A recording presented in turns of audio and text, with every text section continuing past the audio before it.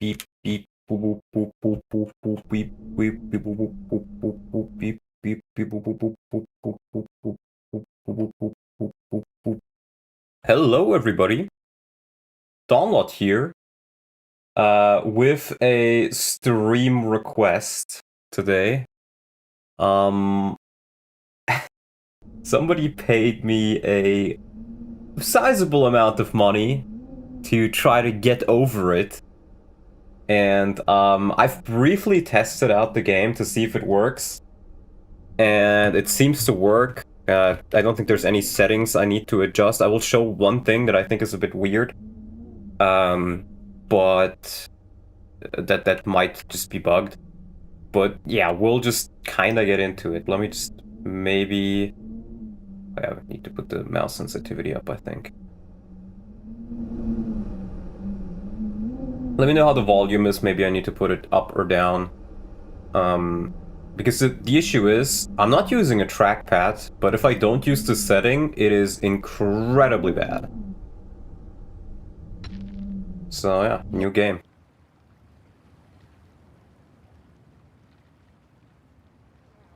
Holy shit, it's me. So yeah, you play as this guy in a pot. This muscular, naked guy in a pot. And you have a hammer, which you can use to use gravity to pull you to places. And your goal is to just get over it. Is this a pothead? I guess you could say so. Now, I've already had some issues with this little tree when I tested it earlier. But I think as long as you do it slowly and carefully, with a little bit of finesse, and then know when to do it fast, I think we can get over it. Oh, no. See, this is... You're gonna fall very, very far here. Oh, Job! Hello, Job! Skibbity pot guy. Oh, no. Oh, God. How the fuck do you get over this again? He said the thing. Yeah, I'm gonna try to get over it. Wait, let me try this. Oh, no. There we go, I got over it. The more manic, desperate, and erratic the movements, the better. It depends, I think. For some cases, you want to be slow, and in other cases, you want to be fast. More intense than starting over. If you deleted your homework the day before it was due, as I have, or if you left your wallet at home and you have to go back after spending an hour in the commute. If you won some money at the casino and then put all your winnings in red, but it came up black. If you got your best shirt dry cleaned before a wedding and then immediately dropped food on it. If you won an argument with a friend and then later discovered that they just returned to their original view. Starting over is harder than starting up. If you're not ready for that, like if you've already had a bad day, then what you're about to go through might be too much. Feel free to go away and come back. I'll be here. I guess this is Mr. Bennett Thanks Folly. for coming with me on this trip. No! I'll understand if you have to take a break at any point. No! Find a safe place to stop and quit the game. Don't worry, I'll save your progress. Hold on, let me try. Let me try it this way. No, I can't get it back up there. Oh fuck! I was so close to this like at first. Ah, yeah, we gotta do some. For that, I think we need a fast movement. If you haven't seen my Ghosts and Goblins stream, expect this to be somewhat similar, in the sense that we're gonna be sitting in certain sections for a lot. A dawn lot, you might even say. There we go. I'm not DSPing yet. This game is a homage to a free game that came out in 2002, titled Sexy Hiking. Ah, no! Jazzuo, a mysterious designer who was known at the time as the father of B games. And B games are rough assemblages of found objects. What made you want to play this game? I was paid. Very quickly and I was paid card. they're often too cold hard cash. They're built more for the joy of building them than as polished products. How the fuck do I get up there? No! He's lost a lot of progress. That's a deep frustration, a real punch in the gut. Oh god. There we go. Can we give you gameplay tips? No. If I ask for it, go ahead. But other than that, what if we try... I don't think this is worth like $5. I think I was paid like 50. Was it 50 bucks or was it 100 bucks? I don't remember what it was.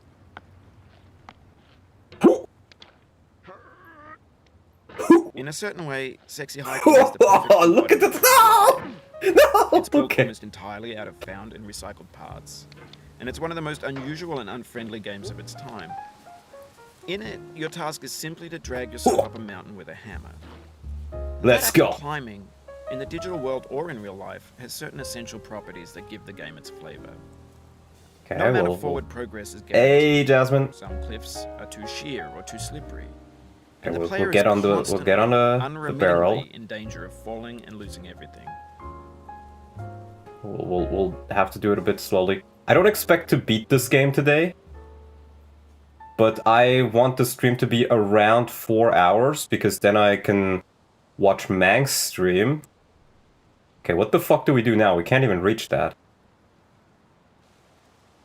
Lack of webcam in the upper left corner is disheartening. I'm not really a webcam streamer, so you're just gonna have to live with it, I think. At most, I could give you my avatar talking. He doesn't... I think I need the gravity from... No!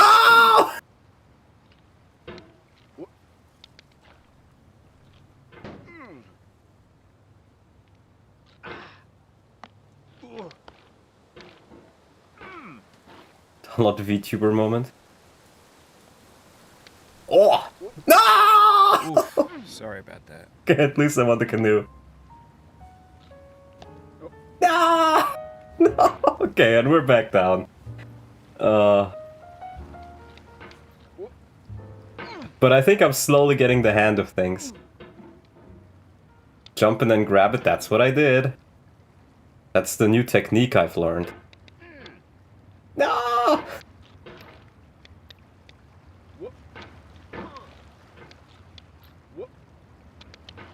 Guys, we're so back down.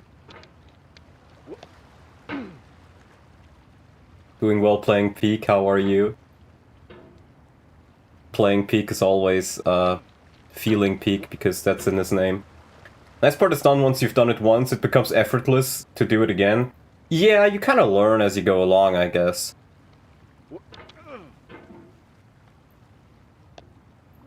Okay, that's definitely not how you do that. I wonder if this game is easier with a controller. Currently using a mouse.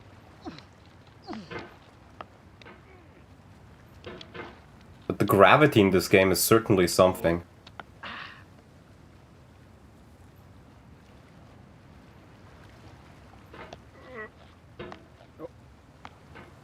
No! Oh my god. I'm gonna hate this game, I can already tell it. I'm never gonna play it again after this. This is definitely the rage game of all time. Or probably not the, but it's certainly one of the... No!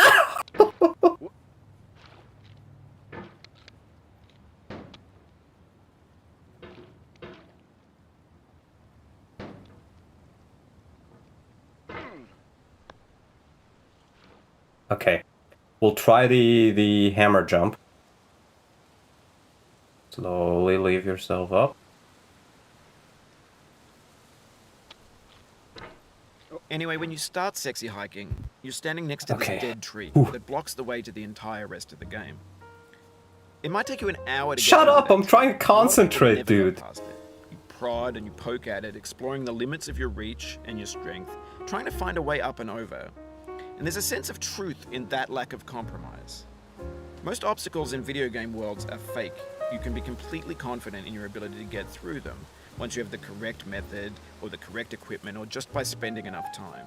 In that sense, every pixelated obstacle in sexy hiking is real. I don't fucking care, dude. Shut up.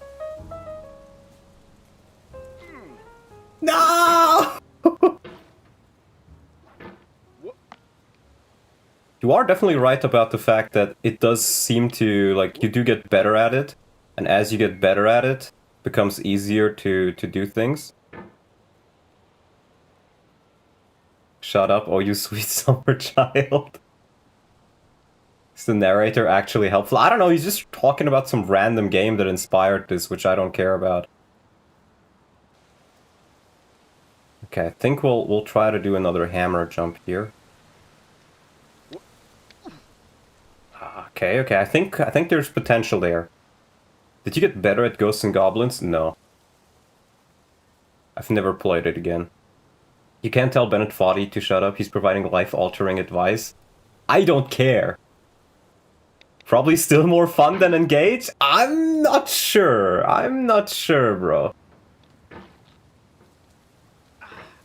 No!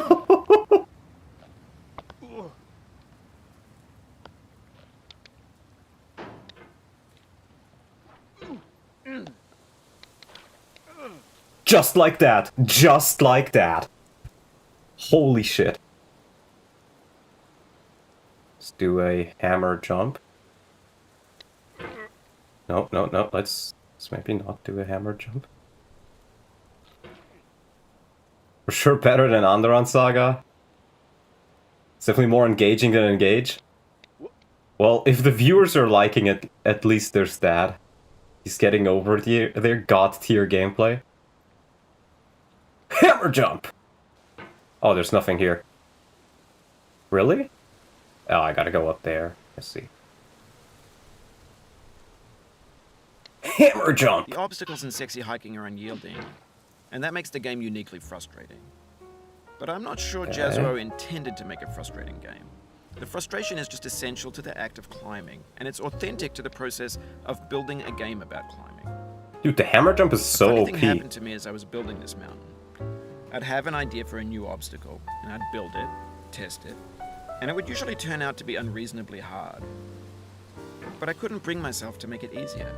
It already felt like my inability to get past a new obstacle was my fault as a player rather than as a builder.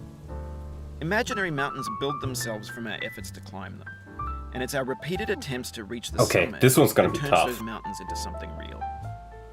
He's kind of goaded. How long did Markiplier take to get Building here? a I don't video know. world, you I've build never ideas. played or I've seen the game And that can be before like working with ages bricks ago, and but cement. that's about Mold it. your ideas into a certain shape that can be played with. And in the process of playing with them, they begin to harden and set. until they're Gunshot getting over it, rock. speedrunner? No. And at that point, you can't change I may them be insane, but I'm not without that level of breaking it into insane. pieces and starting fresh with new ideas. How do I get I know I need to kind of use those lamps to my advantage. I'm just wondering how I can best do it.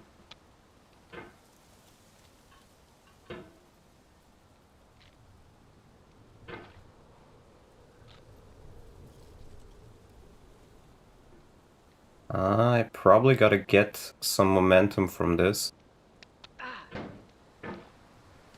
Yeah, there's definitely momentum at play here. And by the way, if you guys have any questions for me, go ahead. Yeah, I know I gotta use the lamps. I'm just wondering how exactly I'm gonna do that. It's the myth of Sisyphus colorized. True. I mean, this is Potiphus. The world record is less than 1 minute. People are not ready for Lord Robert. Is this Lord Robert? Is this what Robert does in his free time? Is that why he has so much strength? One must imagine Sisyphus happy? No! One must not imagine Don Lotifus happy. Okay. Slowly getting over it. Hammer jump! Fuck! No. Dude, they patched hammer jump. They nerfed hammer jump. It's so over. The meta has changed. The meta has gone back to I don't know what I'm doing. Donald, who is the best and worst lord in Fire Emblem? Worst lord for me would be either Eliwood or Seliph, because they're not very fun to use, and Seliph is really, really stupid. It feels like, from all the lords, Seliph feels like the one who story-wise is the worst one. $5 from Tambo. Distraction! Oh, my brain explodes. Thank you for the $5, Tambo. This is the Dawson side quest while he's captured. But yeah, Seliph feels like he has a lot of potential that they just never really used. And because in Gen 2, even though he's technically the Lord, the people who actually do the talking and actually do the decision making are Lewin, and arguably a little bit of Oifi and a good amount of Leaf. Leaf is the real Lord of Gen 2, and it's actually insane how much less characterization Seliph has over Leaf. Because the only independent decision that Seliph really does is the very first one until you seize the very first castle and then Lewin appears. And then on top of that, I feel like Seliph is one of those lords where everybody always says like he's so good, but they don't realize that he's only good because they feed him a lot of equipment. They give him a lot of preferential treatment, and if he doesn't get that preferential treatment, he's mediocre at best. My Tristan was better than Seliph. And Tristan is a substitute, so I don't know. I was incredibly disappointed. And Eliwood is kind of just like, you know, he's not as strong as Hector, and he's not as fast as Lyn. So he just feels like the worst of both worlds. That fresh cut feeling. Tristan the goat. No! I'm interpreting this game as Uwe Westrian Wars free time? True. To be fair, Seliph can be a lot better than lords of the likes of Roy and Eliwood if you invest into him. Yes. Yes. Seliph is not all that bad gameplay-wise. I just feel like the other characters overshadow him a lot because, A, they're more interesting and they're more fun since they're variable. And you're not forced to use them. The fact that you're forced to use Seliph because he's the lord and you gotta seize and you gotta do that, makes him feel a lot worse because you can't. He's not variable.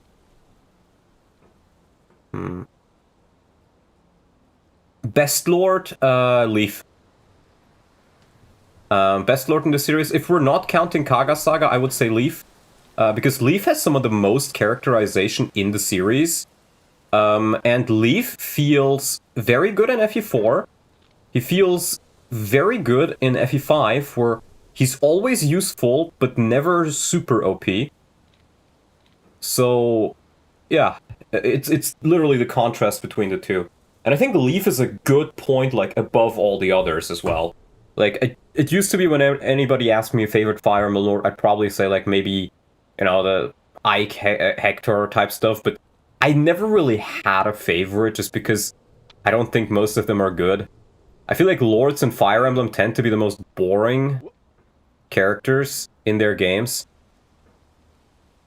I'm not quite sure what it is, but I don't know.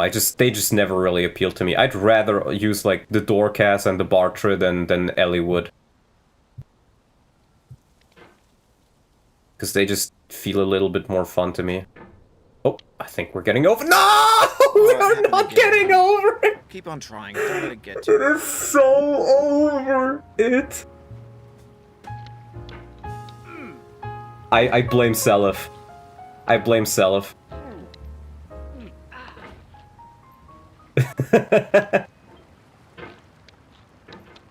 I knew that would happen. Yeah, I knew so as well. So I've tried to steel myself for it. Ghosts and Goblins are getting over it, which is better. I think so far getting over it is still better. Because it feels like there's more variability in what I can do. Ghosts and Goblins just felt like I had to perfectly execute certain strategies. And if I didn't do it perfectly, it would just not work. And it was like a case where I was doing the same exact thing over and over again, but there was no variability on it either. So, yeah. We're so back to the beginning. Indeed. But we'll get there. No! I was gonna come to the Mang stream like someone who was paid less than minimum wage in a shitty 9 to 5. I mean, I've already said I'm gonna do like around 4 hours max of this, because I think that's when Mang starts his stream. and I kind of want to watch him play FE7, because even though FE7 is a very flawed game, I haven't seen it in a while, like, be played legitimately. I think there is some fun to be had for FE7 in spite of all its flaws.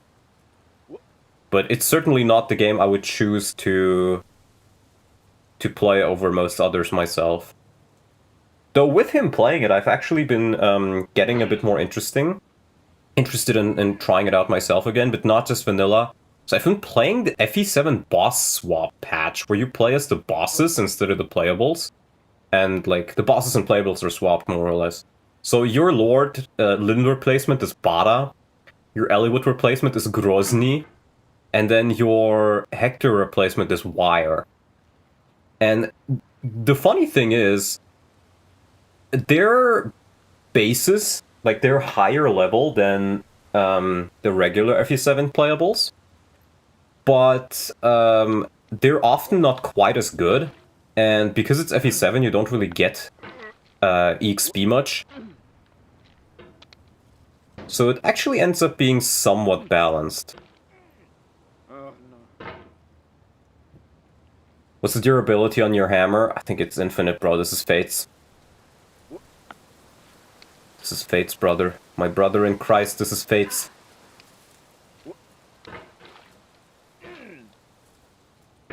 My brother in Christ. It is so over.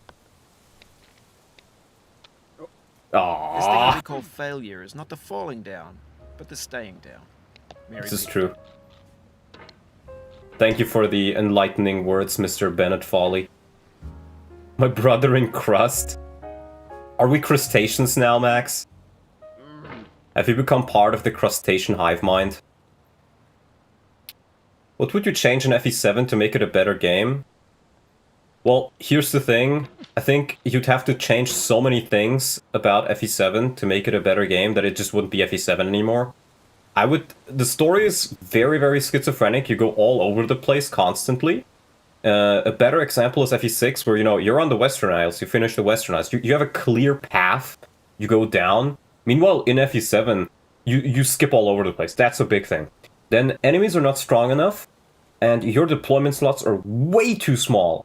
And they get reduced further on hard mode, which I feel like having that amount of deployment slots is fine in probably any other game that isn't FE7, because not only do you have the least amount of deployment slots in the series in FE7, you also have 3 lords, and you have maps that are structured in such a way that you usually need Marcus to get all the, like, extra stuff on a map. So very often you're incredibly restricted in what units you can actively train, and then you almost get punished by the pre-promotes being so goddamn strong that it feels like it feels like you get punished for training units from 0 to hero in many cases. Yeah, so it just feels like your team ends up being more or less the same in most playthroughs, and there's not as much variety to it. And then FE7 also has a lot of maps that are literally just like get lucky. I mean, we've all seen Davis lose his FE7 Iron Man in the marathon to Pent just getting unlucky and being like killed before he could do anything about it. But it is a game over condition for any reason, for some reason. So yeah, you just have, like, what was it, 4% chance to just lose if you don't do a very, very specific, like chain of commands, where I think what you have to do is you have to get a flyer that is, like, highly overleveled, and then with, like, a dance ring and a regular dance or something, or a pure water and a dance, you have to position them in a very specific spot so that they can eat a lot of the attacks that Pent would have received. Like, I know Manx has one strategy for it, but that's the point. You shouldn't need one specific strategy just to ensure you don't get a random game over. And then, you know, there's Battle Before Dawn. It just feels like there's a lot of chapters which work somewhat well narratively, but practically they have so many issues with them in the balancing that it just all breaks apart. The other thing I don't like, and this may sound weird at first, but I don't like how many of the maps are set up, because, and listen to me very carefully, because this is going to sound weird, because it forces you to use every single unit on your team.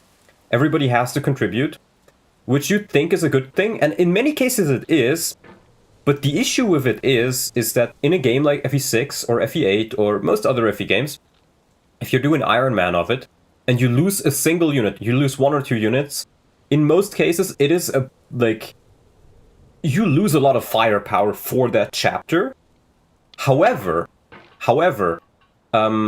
you're still able to go through it more or less just fine. It's more like you're slowly being whittled down. While in FE7, because your deployment slots are so low, and because every unit has to do something really well on the map, it doesn't really leave much room for you to train unpromoted units or train weaker units. So it just incentivizes more of the same, like, oh, I gotta use the strongest units to get passes the easiest. And then the other thing is, it gives you a very real chance of getting a game over if one unit dies, because that unit had to hold the flank, and he got unlucky, he maybe got like low percent crit or something, or he got hit by attacks he shouldn't have. And now that entire flank is open, and if you're unlucky, you just don't have enough units to respond to the thing. So it feels like you're getting a game over from something you shouldn't have. Is probably one of the better ways to say it. I feel like it is more so an issue of the deployment slots, though, than of the map design itself. Where I feel like if you just had a little bit more deployment slots, a little bit more units to play around with, you'd have a much easier chance... not much easier time. You'd have a much easier time adapting to failure. Because here's the thing, Fire Emblem is the type of game that needs to give you, in my opinion, Fire Emblem is the type of game that needs to give you a little bit of leeway when you make mistakes. You need to be able to make mistakes without absolutely and instantly dying. No! Oh my god, is that fucking... That's probably copyrighted. I'm gonna disable that just in case. Sounds copyrighted. What's harder, FE6 hard mode or Hector hard mode? I'm gonna be honest, for an Iron Man, Hector hard mode for sure. It may sound silly because FE7 has very weak enemies, but FE7 is like one of those games where either you're completely styling on it, and you're completely blasting through it without much of a challenge, or you get incredibly unlucky, and because of something that is more or less out of your control, or feels like it is out of your control, you die. That is the huge issue. It doesn't feel like you're responsible for losing. It feels like the game is being very arbitrary in what it decides should give you a game over or not. So yeah. You just have to move an unequipped flyer and move to a tile to bait one of the Wyverns. I think you need to do more than that, but here's the point. I don't think you should be able... You should need to do that to guarantee not dying to random chance with you being able to do nothing else about it. I gotta say, I expect this to be a lot more frustrating, but this is actually kind of fine so far. Even if I fall down, I feel like I still can get back up again relatively fast, because I've figured it out a bit. What's the worst field mechanic in Fire Emblem, i.e. fog, rain, darkness, snow, wind? I think... I think fog gets overhated, because fog... The better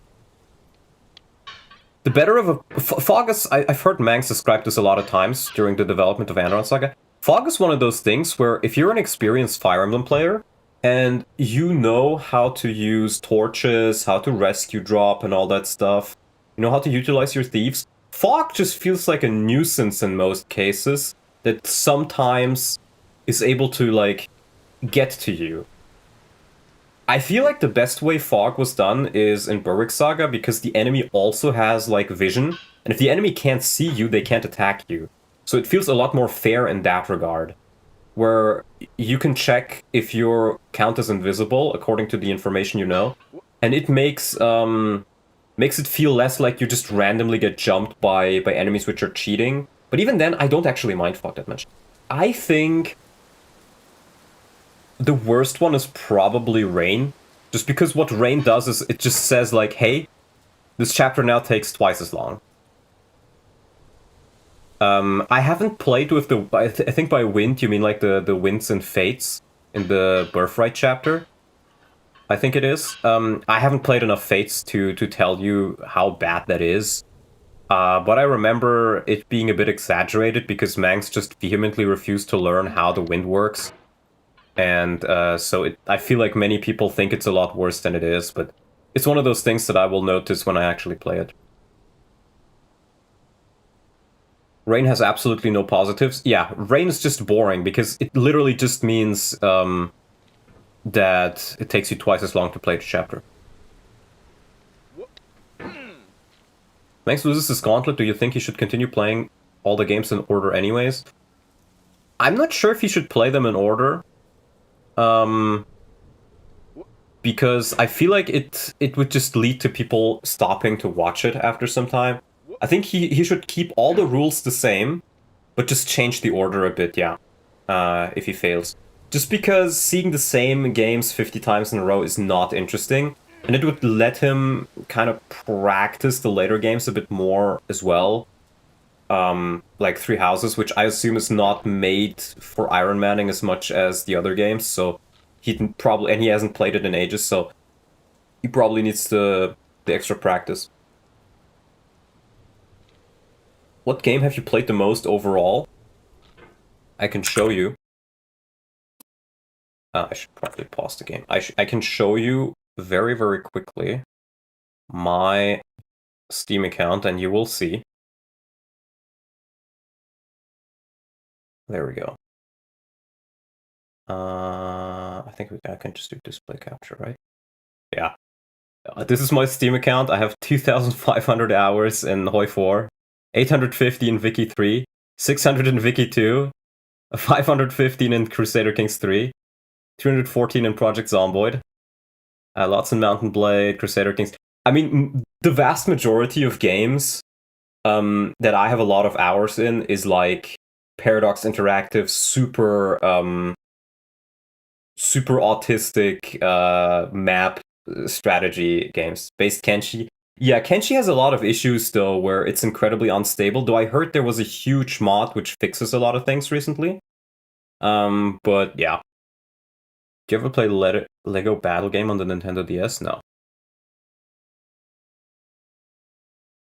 I mean, you can. I'll scroll through it a bit, but then we'll get back to the game.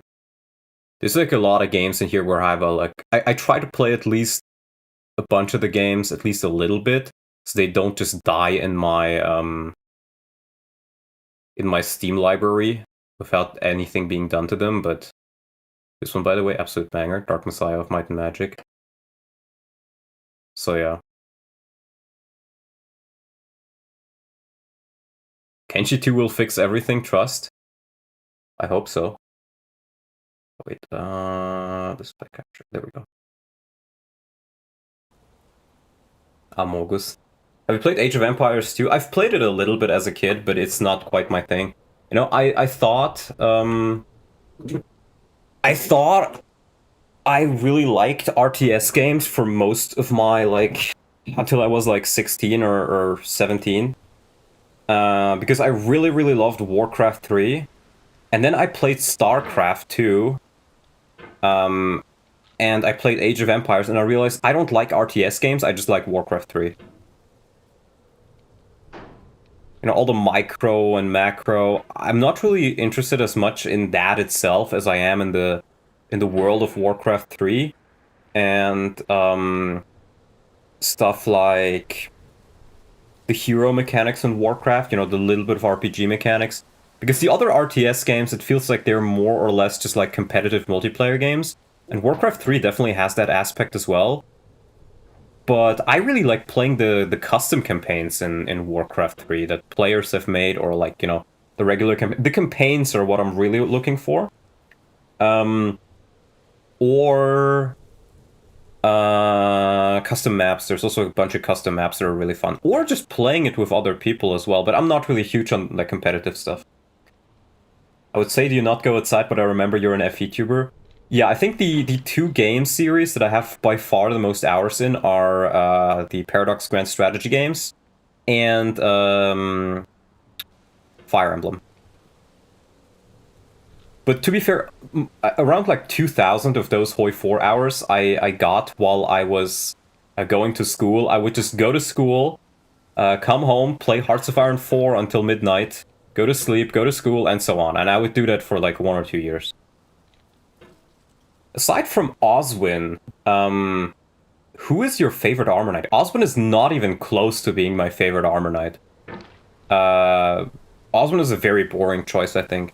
In fact, I would say I like Wallace more than Oswin, just because Oswin, he doesn't feel as interesting to use as, like, I like Wallace design a lot more.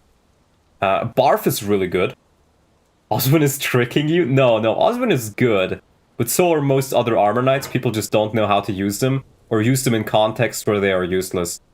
Like, sure, if you're gonna bring your Armor Knight to a desert chapter, then yeah, they're not gonna be as good. But, and if you're just gonna reset anyways when somebody dies, then the unit that is harder to kill doesn't become as good anymore. But in an Iron Man setting on harder difficulties, Armor Knights are amazing most of the time. Especially if you know how to use them correctly with like rescue drops, or anticipating where reinforcements might show up, you know, with staircases, forts, entryways, exitways. You need to learn as a Fire Emblem player how to utilize utilize the movement you have the best. You have to think to yourself, what objectives can I fulfill in a timely manner by using the movement I have available to me right now? And many people don't know how to do that. They don't realize that like, oh, sure, like an Armor Knight is useless if he has to keep up with all the other ones. But maybe there's some enemies behind you that spawn that he can take on really, really well and save, like, your vanguard. In that sense. So, you need to... Once you learn to utilize Armor Knights correctly... Can we please give you a tip so that we aren't here for 4 hours? No.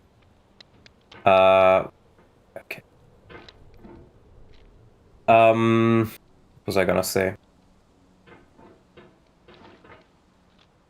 But yeah, I feel like a lot of units... It's a similar thing with Pegasus Knights and like flyers in general, where how good they are depends a lot on if you like rescue dropping and stuff like that.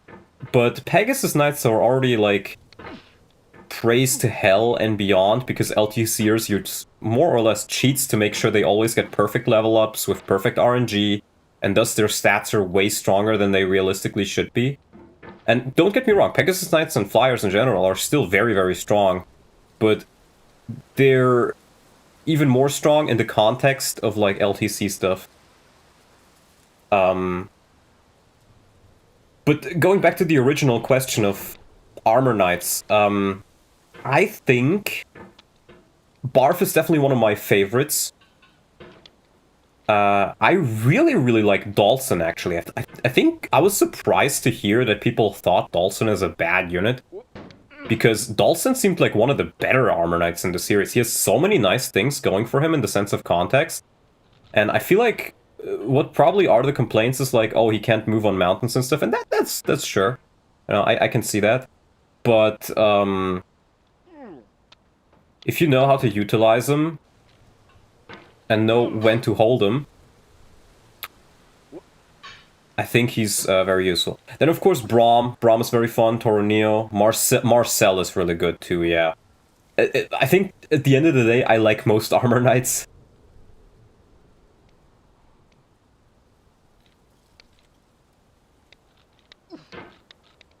Hold on, I have an idea right there. For RTS, I love Stronghold Legends. It's building castles and sieging with factions like Knights of the Round Table, Nordic Vikings with Ice Giants and Witches, and Vlad Dracul with Vampiric Demons. When I was like 10, I bought a Stronghold Crusaders collection, I think. Or a Stronghold game collection at a local game store for like $10. And I tried to get into it multiple times, and it's just not my game. I've tried it before, it's just not my game.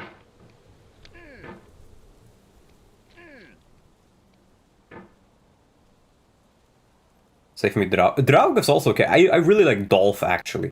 Dolph is very, very underrated. Probably, in Arcanea, probably the most underrated Armor Knight. Because people just assume he's like super bad, and if you play like hard 5 and use him as an Armor Knight, he is bad. But even in there, if you know how to use him correctly, even then, even as an Armor Knight, he can be pretty good. Barf kind of chucks balls at base, he needs speed up, but can get crit, but you do get a goddess icon. The thing with Barf is he has very fast supports, and he has a lot of supports which give him the things he needs, like double hit rate, or double crit avoid, or double defense, and that can make him snowball very fast. The other thing that's very nice about Barf is he's practically made for early promoting.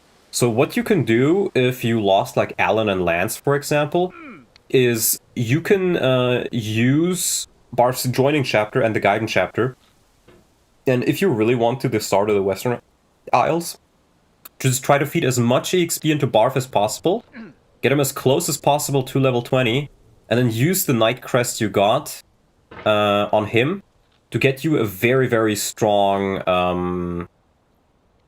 to essentially get you a better Douglas earlier, which enemies can't really damage, which, if you got even just like a handful of speed levels, even just like 1 or 2 plus promo gains, he can actually start doubling a couple of units on the Western Isles, like the Axe units.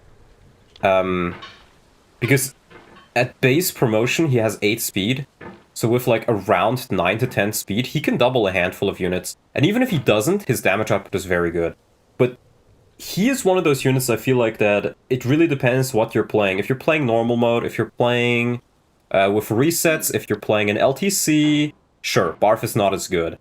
But if you're playing an Iron Man and you lost Alan and Lance, if you're in that specific scenario, he's the best candidate for your Knight Crest. Because even if you early promote Trek or Noah, all you're realistically gonna get is another Marcus and another Zealot. Meanwhile, promoting Barf gives you something unique.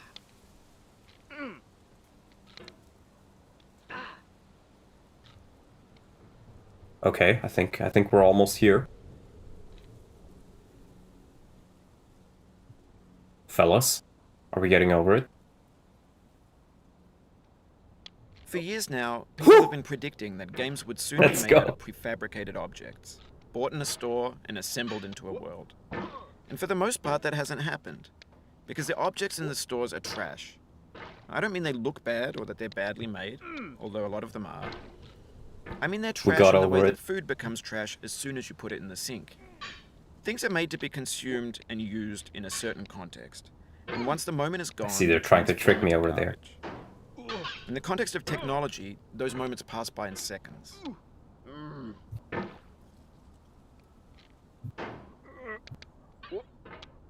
I think I'm getting better at the game. I'm not DSPing as much as I thought I would be. We're like 45 minutes in. This is not bad, I think.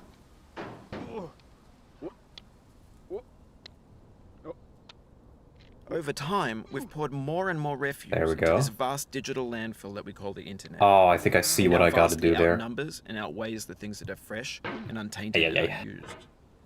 When everything around us is cultural trash, trash becomes the new medium, the lingua franca of the digital age. And you can build culture out of trash. But only trash culture.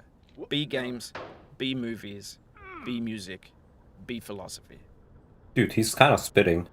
What the fuck? We kind of gotta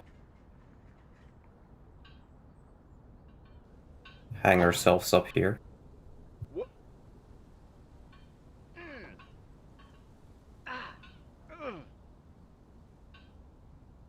major proc this.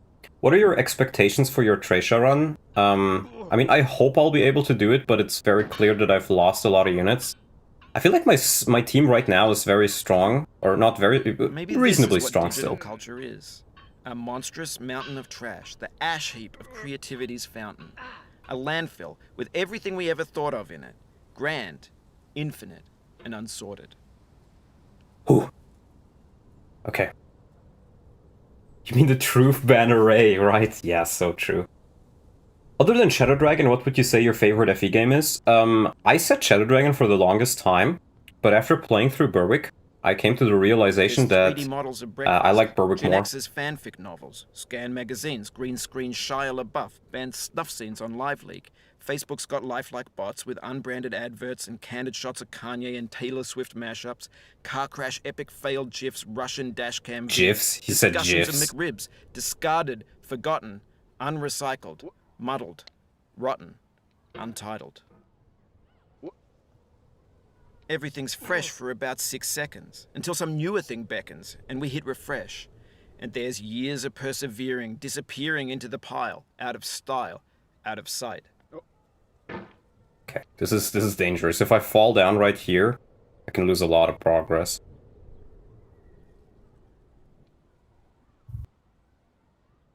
But yeah, I would say Berwick Saga is definitely my favorite one now. I'm really enjoying FE5. One thing I'm realizing while I'm playing FE5 is that it kind of feels like an expanded version of FE6. The portraits look... I personally like the portraits a bit more, like the coloring. And also stuff like the map design is generally better. I feel like the one thing where FE5 is significantly worse than FE6 is the fact that you can get soft locked at many times by simply not having a door key or a bridge key. I'm not a huge fan of that, but it kind of means that like thieves and keys become very important to you. And the other thing is, I feel like the vast majority of Tracia maps are very fun and feel generally relatively fair, with the big exception being woo, that was close. With the big exception being anything that has to do with siege weaponry. If it's ballistas or if it's... No! Oh wait, I'm still on it. If it's ballistas or siege tomes. Oh, I'm still on it. Whew. I do believe this is the section that make Markiplier throw a chair. He needs to be... Well, to be fair, wasn't he a lot younger when he played that? Isn't his playthrough of this, like, years old at this point? Yeah.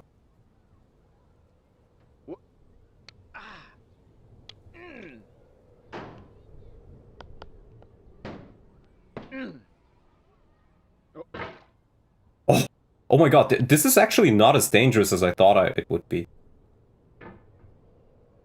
It's probably older than me for sure, but I think it was early on in his career. Right, like maybe like 2010s, early 2010s to mid 2010s. In any case, I am surprised I'm doing as well as I am.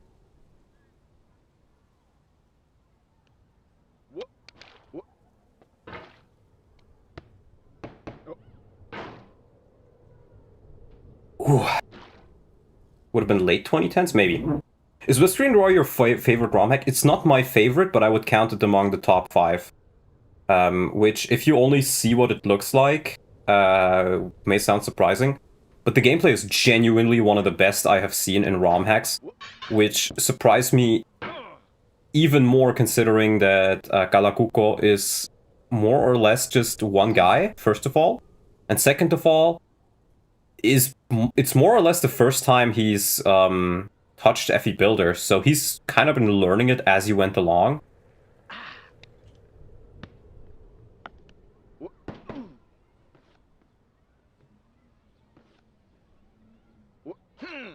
Oh.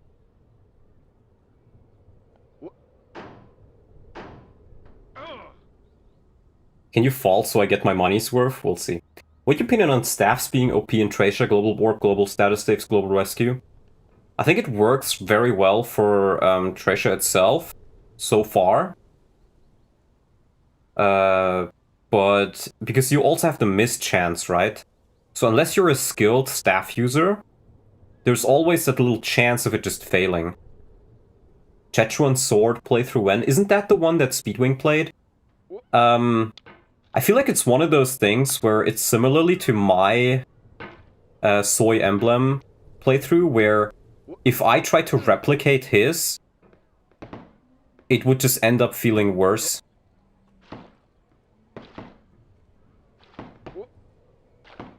Oh no! Okay, recovered. So I probably would not play it. I will say there is one project that is in the works that still needs a little bit more preparations that you probably should enjoy a lot. That it will include Davis. That's probably dropping somewhere around mid to late May. So keep your eyes open for that. We're still like preparing it a little bit. The soul Oh that no! had no rainbow had the eyes no tears. It's so over. John Vance Cheney. It's so over. You got your money's worth, Mr. Playing Peak. FE67 playthrough when it's finished. I may make like one little video about it once I've hit the... Once we finished the prologue in chapter 1. Because I feel like that would be a good The pain start. I feel now is the happiness I had before. That's the deal. C.S. Lewis.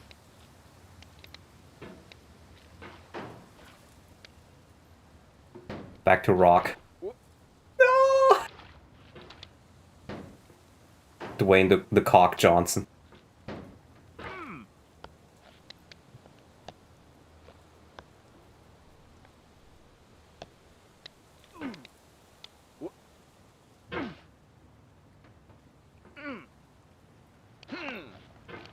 But honestly, this is not as frustrating as I thought it'd be. This is way less frustrating than Ghosts and Goblins, I'm gonna be honest. Like, sure, it's like I've lost progress, but if anything, this game feels kind of calm, you know? There's no enemies running after you. There's no, like, time limits or anything. There's no, like... You're just sitting here and trying to work on yourself in a way. I wouldn't say it's soothing either. It's of course still a little bit frustrating, but definitely not as much as I thought it'd be. And I think part of that is also due to the fact that I'm better at this than I thought I'd be. It's a different kind of rage game, yeah. The ultimate cozy game. I wouldn't call it a cozy game, but...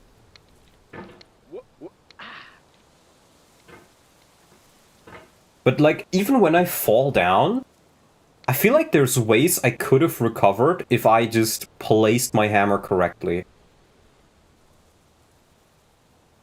So, I feel like even when I fall, it is my own fault. It doesn't feel like I have to do something perfect. There's enough leeway for me to make mistakes.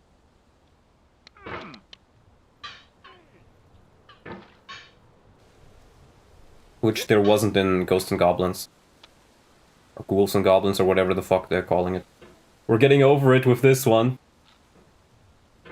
Are you a fan in Westrian War of the nerf javelins and hand axes by having 15 weight with units having 8 con? Yes, actually. I think it works very well in Westrian War. It's one of those things where it's design decisions like that I feel like it depend a lot on the context of your game. I think javelins, for example, being very high weight in FE4 and or hand axes and javelins being very heavy in FE4 also works really well because it means that you can't really just want to two range it as much. Put some music on? No, I like this being a bit cozy. Are you getting over it, son? We just lost a good amount of progress, but you know, I'm right over here in Buddhist lot reaching samsara exactly. I feel like I'm at peace with the world. I've seen it all.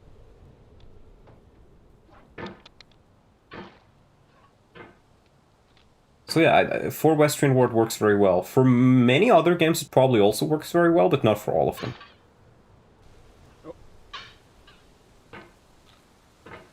Because the game throws so many archers at you, it's a much more enjoyable experience. Yeah, archers feel very, very balanced in Westrian War. It's one of the most balanced I've ever felt archers being, because even though Ralph, which is the first archer you get, has stats comparable to Walt, stats are generally lower, so it's still kind of an upgrade. And B, he gets access to like a killer bow and a brave bow early on. If you are willing to train his weapon rank a bit. So, yeah.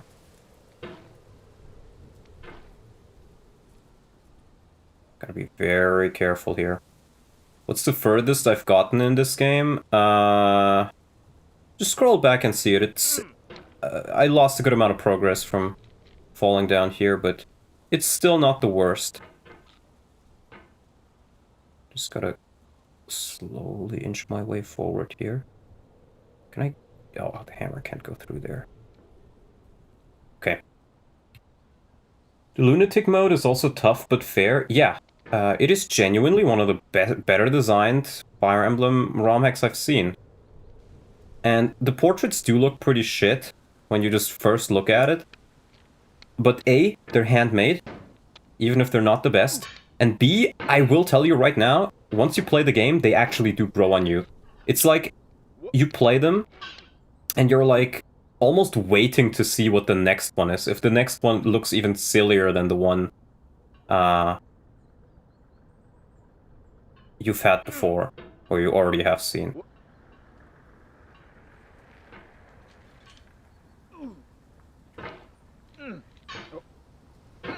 Ah, okay. The portraits look so bad they're good. Kind of, yeah. The slide. Was it the yeah, the slide, you're right. But yeah, I mean, this feels a lot less frustrating and a lot less difficult than I thought it would be. They're of consistent quality. I think the fact that half of them don't have necks is honestly hilarious.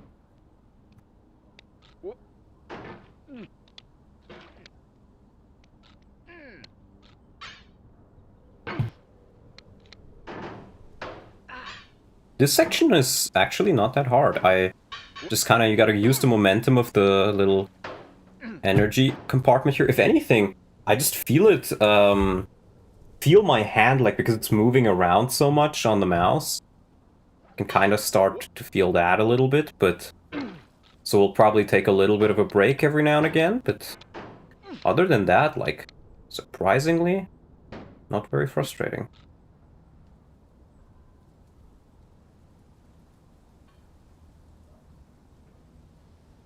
I think I gotta take this slow.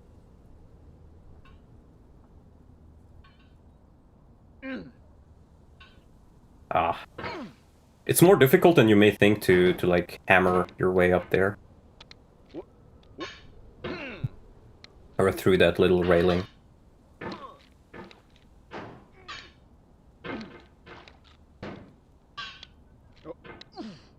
Ah. So yeah, more questions, and I'm happy to answer them. Every mug being a reskin makes it look like a parody, which is intentional. Yeah.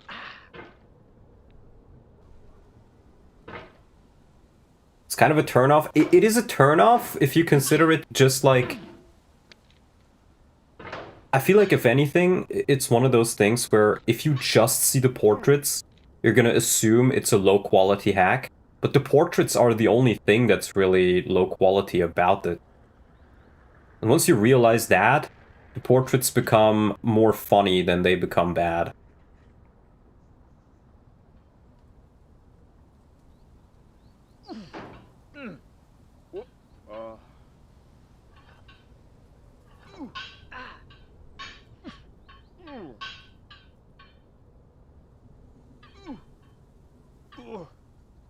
There we go.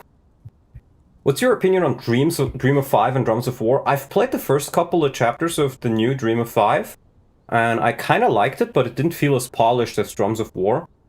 That being said, I didn't continue it because I wanted to play it on the channel one day. I think it's finished now, so maybe I should... In this context, it's tempting wait. to make friendly content that's gentle, that lets Huh. you churn through it but not earn it.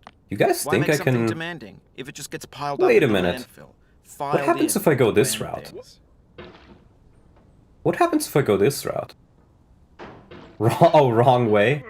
What if they're bullshitting me, though? What if it's not the wrong way? What if I've been lied to? What if I've been tricked into liking Oswin?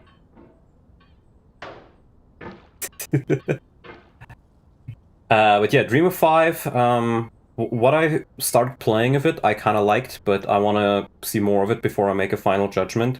Drums of War is one of my favorite hacks. I think, I really like the characters, I really like the balancing. The only thing I feel like is there's sometimes a little bit too much yapping, which is noticeable. It's made by an English major. Portraits are better than in Hag and White.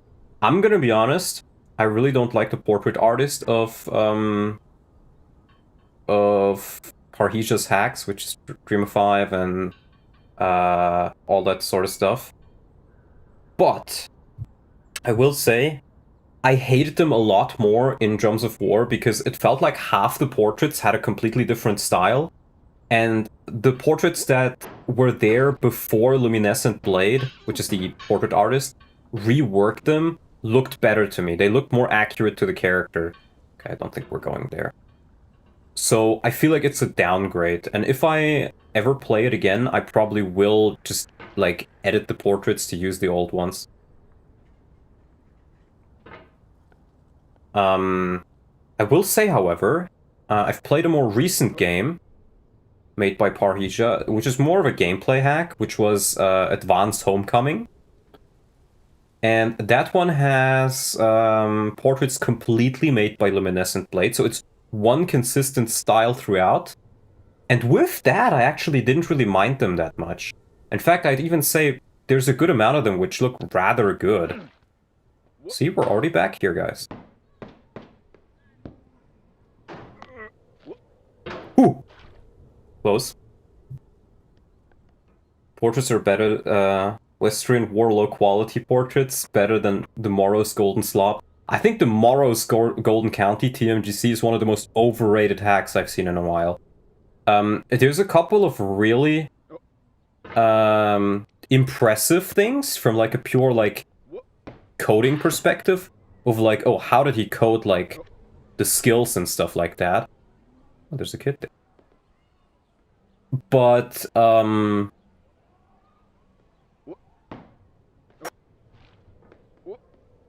balancing is just not good. The balancing feels like it's incredibly all over the place, where certain characters are just absolutely OP. And then there's other things where, like, there's supposed to be this big, bad, evil guy who follows you throughout the game, but the first instance where you see him, you can easily kill him, right? I was playing it blind on the hardest difficulty, and it was the port chapter, I'm pretty sure. And it felt like the dude was supposed to, like, go after me the entire game. That's what I've heard, right? But I just put 1 or 2 units next to him and they just killed him really, really easily. And that was done. And even though it was supposed to be an escape chapter, it felt like an absolute joke. So I am not a fan of TMGC. I think it's definitely one of the more overrated hacks. People just glaze it because they like the political opinions of the guy who made it. I don't think I have to go there. First of all, and second of all, because you know, they know the guy and they're friends with him. And because it is mechanically impressive, I just don't think it's well balanced. And you can also, like, one round the final boss with a multitude of units, which I don't like. I think I get what I have to do here. Either I do a little hammer jump. I'm in the right position, or I kind of use that little thing there.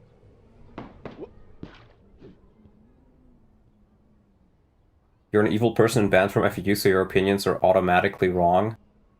To some people, yes, but if you think my opinions are wrong, genuinely, like, if you're an FEU person and you think my opinions are wrong just because I'm banned off of FEU, I think you're insane, and I will disregard your opinions on a lot of things. Because that is an incredibly stupid thought to hold. Didn't you... If you didn't like the hack, why did you play it? Checkmate? Because I wanted to figure out why if I like the hack or not. If TMGC was a very good hack and I actually genuinely liked it, I probably would say so. Because Drums of War, I think my political beliefs and stuff and my thoughts about a lot of things are very different from the creators of it. But it's genuinely a really good hack. And it has a lot of great things going for it, so I will definitely credit it for that. It's very, very good.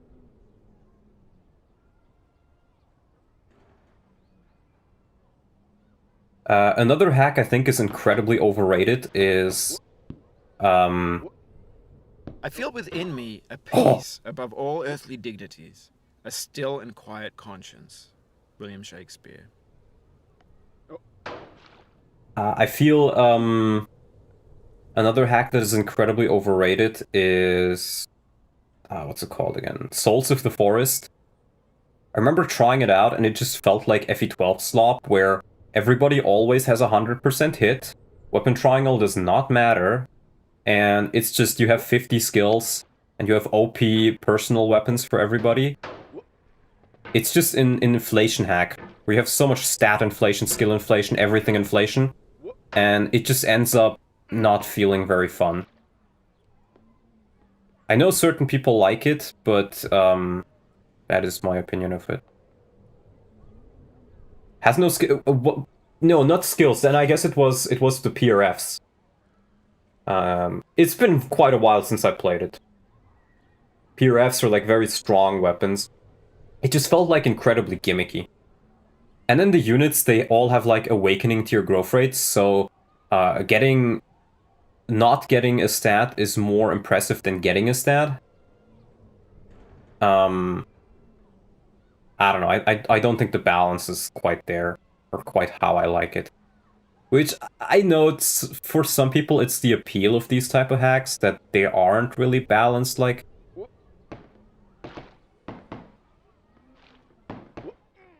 You cannot now believe that you'll ever feel better. But this is not true. You're sure to be happy again. And knowing this, truly believing it, will make you less miserable now. Abraham Lincoln. But yeah, I did not like Souls of the Forest at all, and I think it's incredibly overrated. And do keep in mind, for me, I am the type of person who always plays Iron Man mode. More or less. So the fact that Souls of the Forest is clearly not made for people like me, and just made for different people, I'm just not the target audience for it. So if you do like it, that's your full right. Oh my god. You know, I'm running out of space on my desk here to like throw my mouse around. Holy shit. Hold on. But for me, it was just like, it's just absolutely contrary to what I like about FE. Because I think, one thing I've generally learned is that in Fire Emblem, it often is a thing of the lower your stats are overall, the better. In most cases. You can still make Fire Emblem very fun with high stats. I think Andron Saga and Rebellion Saga and stuff like that have proven that. But it is one of those cases where...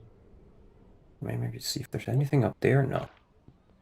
It's one of those cases where usually you're better off keeping them low, because the lower stats are, the more consistent things are, the more consistent you can balance the enemies.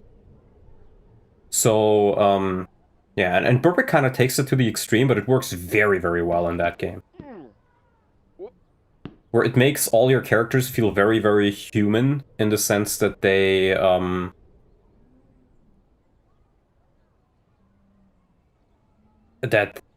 can't take on 50 enemies at once unless you highly prepare for it. Enemy phasing is just not really as much of a thing as it is in most other FE games. How the fuck am I supposed to get over this? Because the little kid over there, I can't use his head to, like, swing over. Okay, if somebody has some advice here, please let me go. Would you consider the Last Promise playthrough? Could you handle that weight? I am considering it, but I'll just take a quick break and drink something. But I have other games which would be higher priority for me to do. That is the long and short of it. I think after I'm done with Thracia, or I finish a couple of other platform to the right under the shelf, you have to make a leap of faith. Okay, thank you. I will try that then. There's Bells of Bylin, which I was considering playing, because it's Thracia oriented. And there's a couple of other hacks I have on my radar that I may play.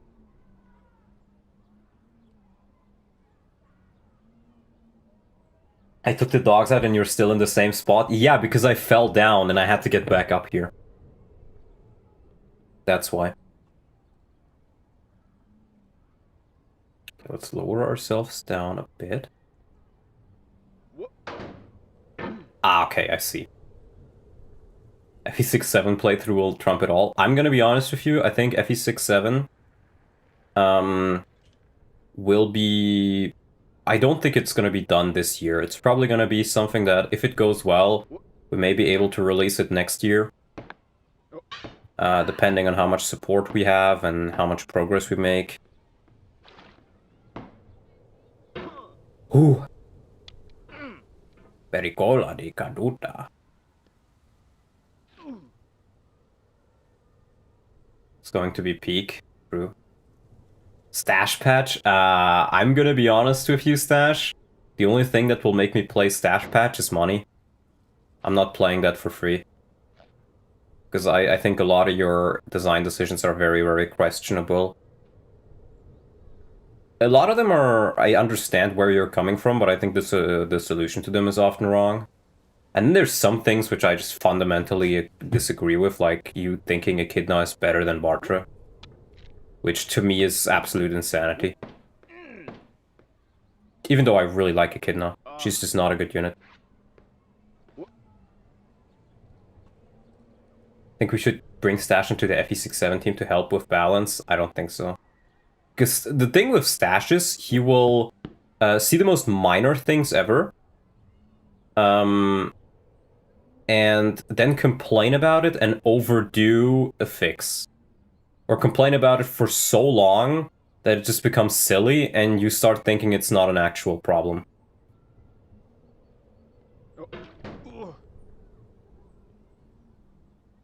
Slowly but surely. Oh my god, we're on it. Ooh.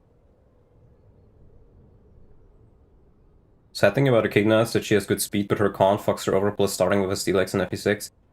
Yeah, and the other thing is, her growth rates are literally Marcus tier. They're some of the worst pre-promotes growth rates in the entire game for no reason at all.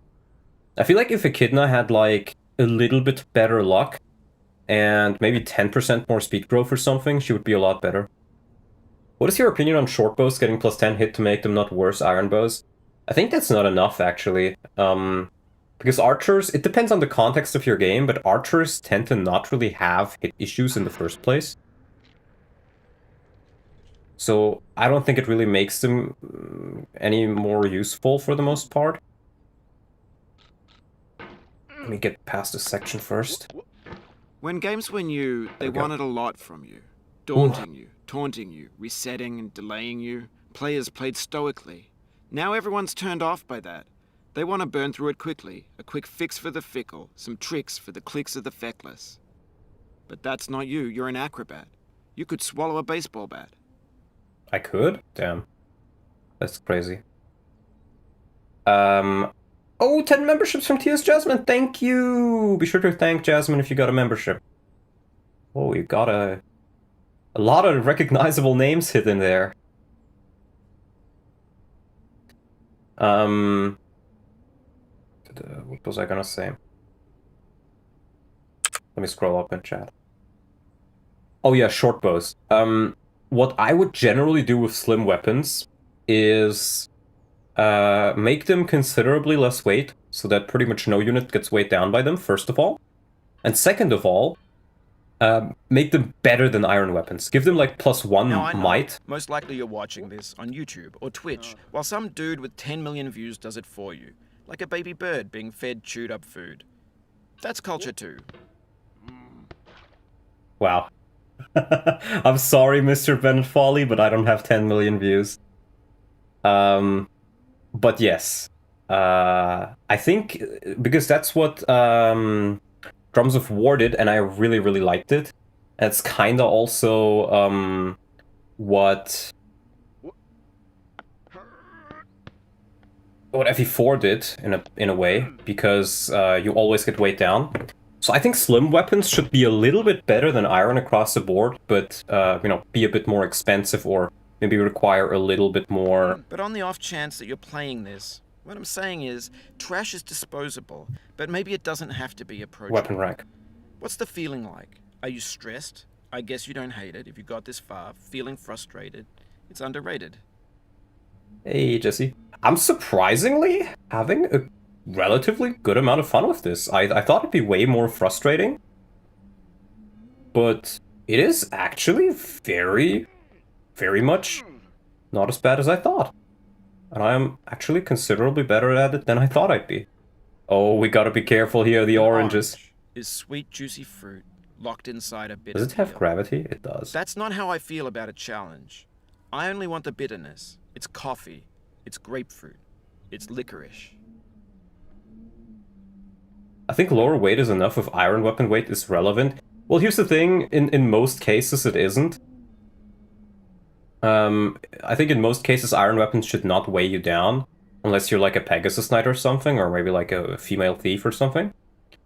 But I would generally make slim weapons +1 might, a little bit more hit, little bit more expensive, and maybe a little bit more rare, and maybe require a slightly higher weapon rank.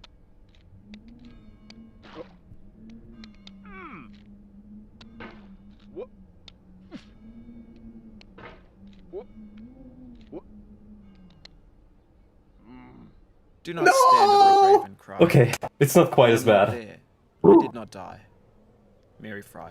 Yeah, also more weapon XP, that's good, that's a good point. I think you hate this game, you're using a hammer after all, so true. Okay, that's a little bit of a setback, but we'll try to get back there.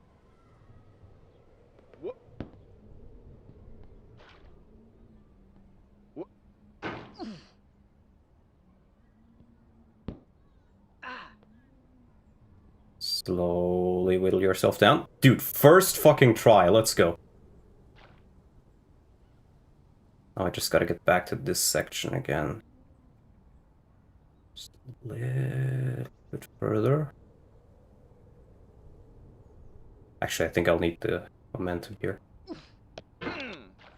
Oh, okay, saved. It's not a good position. Lower yourself down a bit again. What's your favorite FE reskin in which you're playing the enemy? It depends on what you mean by reskin, because there's not many. If you consider Darkstone Echosax to be reskins, I would probably say Darkstone, actually. Even though I liked To live Echosax as well. is to suffer. To survive is to find some meaning in the suffering. Friedrich Nietzsche. Very Nietzschean stream.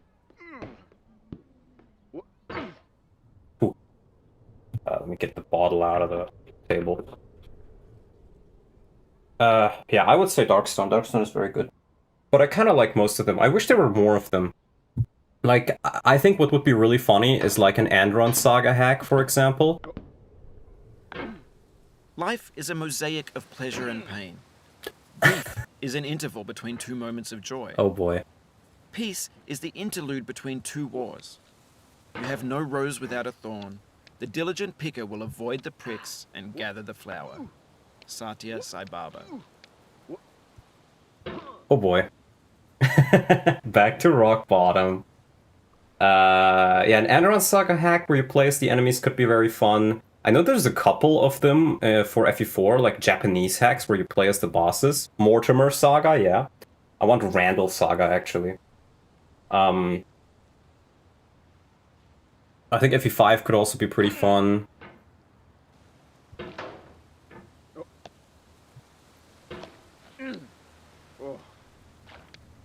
Yeah, I join and hear Donald says he's pretty good at this.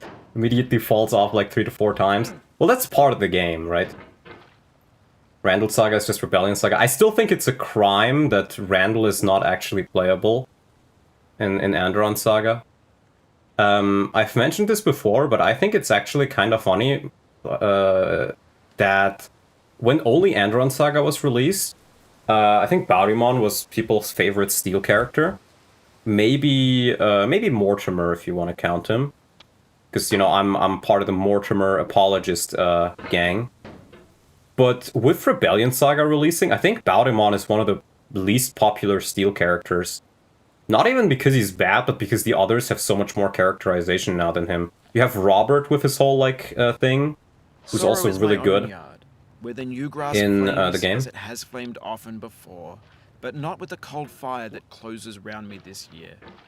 William Carlos Williams. Thank you. Robert, I think, has gotten a lot more popular. Randall, especially, is probably the favorite Steel of a lot of people with Rebellion Saga, so I'm really sad that nothing really gets done with it. Bautimon is literally Teemu Sigurd. I still kind of like Bautimon, but I think he's probably my least favorite Steel character. Or actually, no, that's probably Isabel. Not because she's bad or anything, but because I think Armor Knight with Resolve is just not a very interesting combo. I feel like it's an... I don't know. I love Armor Knights, but Isabel is just not very fun to use for me. Even if she's pretty good. Mortimer was right until bad writing forced him to summon Satan. Yeah, that's more or less how I feel with him. What other personal skill would you give her? I don't know. But, I don't like her, gameplay.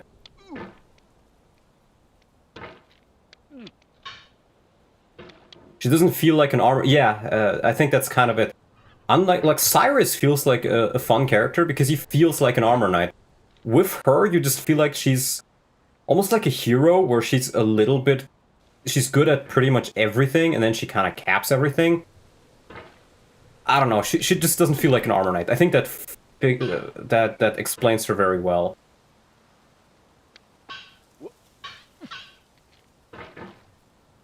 God, I hate this section. This is probably the worst section out of all the ones that I had so far. Pisses me off, Loparon has no armors besides Cyrus. What was the team thinking? Well, in Rebellion Saga, you get Dimitri, but you only get him on one of the routes, and then the game kind of incentivizes you to just send him away. So I feel like that's a huge missed opportunity. They did fix it a little bit in release, where keeping him becomes an actual choice instead of just instead of just a negative that feels like the game is punishing you. So props on them for that, but not only is he route specific, but you're also kind of incentivized to send him away for a stat booster. So I feel like he's one of those units that most people just straight up don't use. Not even talking about the Bautimon maps. I think, if anything, the Bautimon maps in Rebellion Saga have done more to make people dislike Bautimon than the entirety of Andron Saga's story, I think. The Rebellion Saga made Randall into an amazing character and made Bautimon worse. Just because his maps weren't fun. While Randall was a very, very fun character, I think. Like, even just a cutscene where you see him, like, you know, using silent pride to just destroy a horde of enemies. Or, like, a couple of enemies. Even that already feels, like, really cool.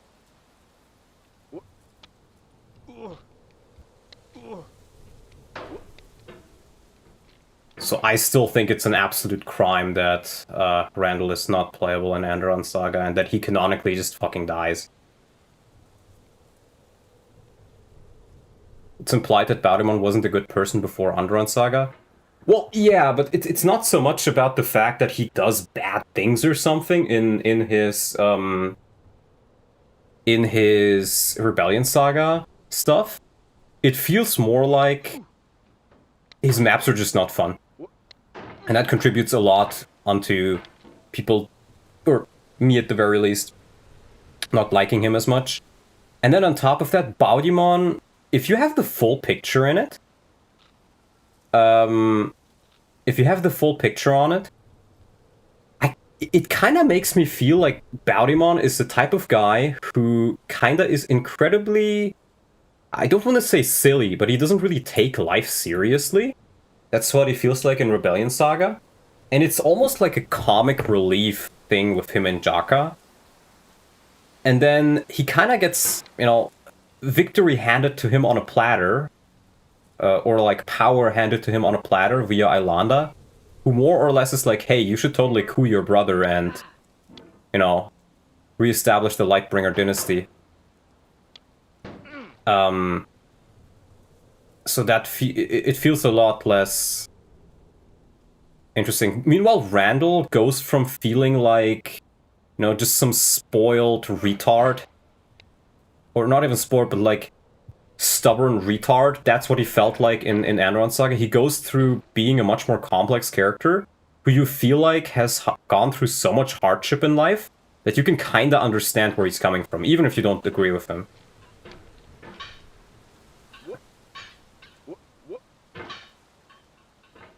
Trolling about Randall route when Andron Saga came out is the reason Randall became the best in Rebellion Saga? Maybe. Randall is straight up one of my favorite characters in the Andron Saga universe, I think. Randall, I obviously really like Quinton. I mean, I literally am him.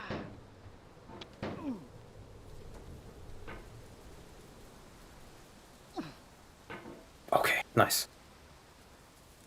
Bit closer. No, no, no, no, no, not that close, not that close. There we go. Whew, okay, we're back here. Okay, let me do a quick break. But yeah, I really hope we get maybe some kind of expansion on Baudimon or something. In general, it kind of feels like, after playing Rebellion Saga, Andron Saga feels like a downgrade in many aspects. Too long. Jaka as a protagonist feels like he kind of doesn't really do anything. In the sense of, like, the only thing he really does is go after what Baudimon would have done. And now that I've played Rebellion Saga, I feel like, and that some time has passed, he is a downgrade, and I think that's kind of the point. I kind of like the idea of it, but I'm not sure if Jaka is enough of a character to really carry it that far. But I do know they're doing a lot of fixes in Definitive Edition, some of which I have seen, others I haven't, and I don't want to spoil them, obviously, because I'm not sure what I can and can't reveal. But I do hope they'll fix a lot of it, but there's other things which, in Definitive Edition, which I didn't really like. That I think some of it, a lot of it was reverted, though.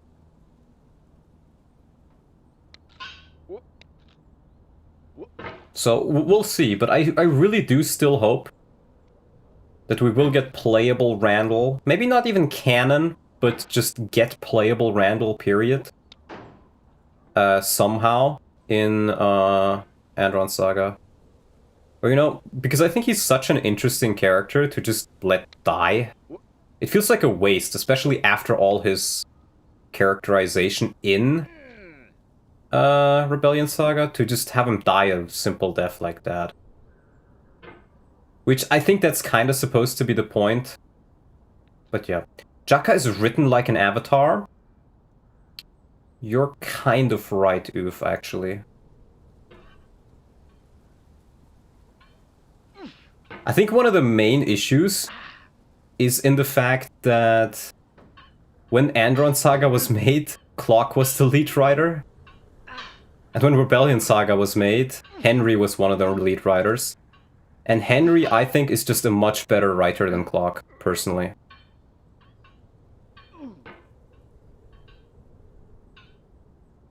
Like, I'm not sure if he's outright better in, like, raw knowledge or something, but I like his writing style, and I like his story tidbits a lot more. Most of what happens after the prison escape feels like filler. Yeah, if anything, what I'd probably love to see is for Andron Saga to be remade, to be a little bit more like Rebellion Saga, in that you don't go around all the different continents as much. And just more or less it stays like a contained Andron story, which I guess that's kind of what Rebellion Saga is. But, yeah. But the game is out now, and even though I have my complaints with it, and even though it has its flaws, I still think it is one of the best ROM hacks ever made for Fire Emblem. And I will say that with 100% bias, because obviously I was part of the testing team and I knew how much effort it took.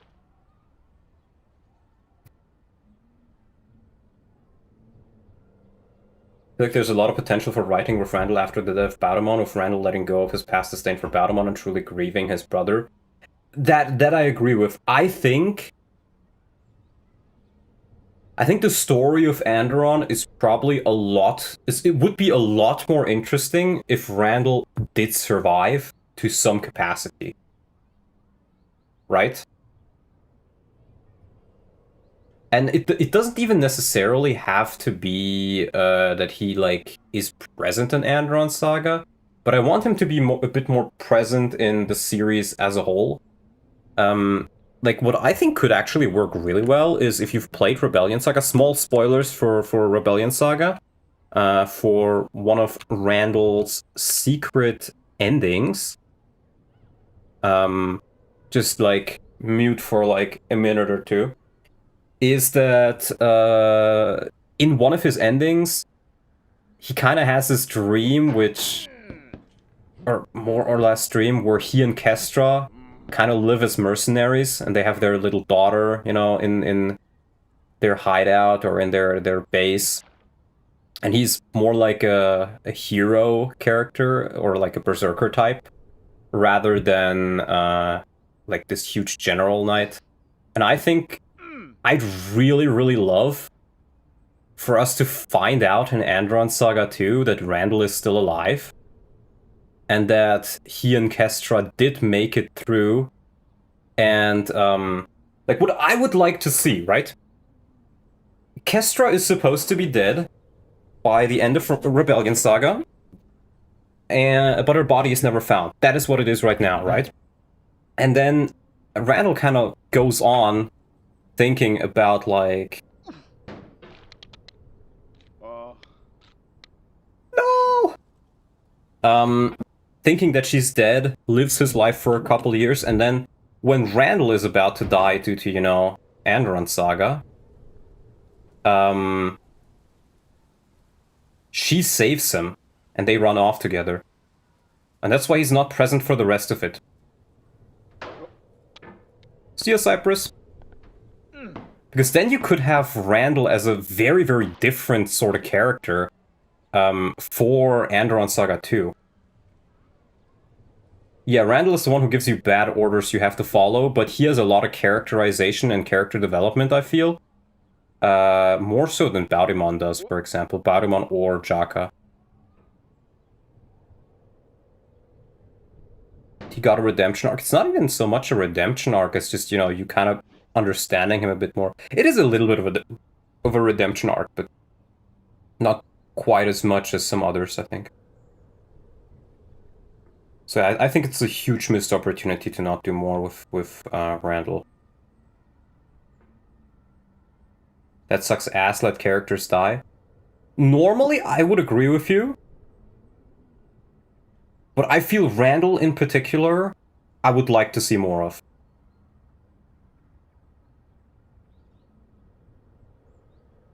Randall in particular, I want to see more of, and oof, you haven't played Rebellion Saga. I think you may change your opinion about it as well, once you properly play it. In fact, oof, you should become hit YouTuber again and actually just straight up stream the game. God damn it. Since you haven't played it. Do a Lunatic Iron Man, don't do any of the big challenges. Do like one Oran challenge, I think that one's fun. And don't worry too much about the others, unless you really want to.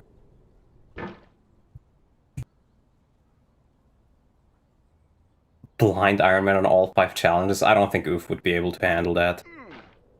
And we're back to the start. Oh well.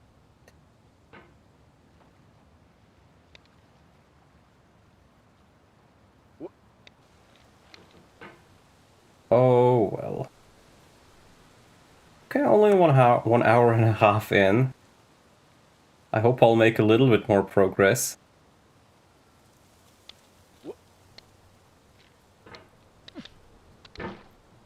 Like, most of this, I feel like I have... I wouldn't say I've perfected. But I feel like I can get through a lot of this early section now reasonably well. Apart from that one, like, tight mountain corridor. Like, where you gotta go up with the lamps.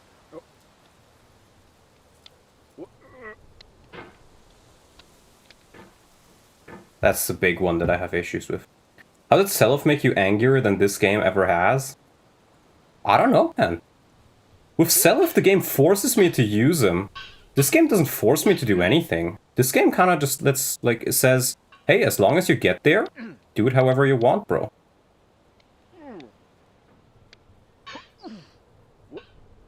Like, this is not quite as frustrating as I imagined it would be. So yeah, keep hating Self. My motto for the day. This is one of the few games I'd never play for money. I hate it too much. Dude, oof, I thought I'd hate this game way more. I thought it'd be way more frustrating, and I thought I'd be way worse at it than I am. Like, it's starting to get a little bit frustrating, I will say. Because I've spent so long on the same sections. But it was a lot... This is already a lot less frustrating than Ghouls and Goblins was.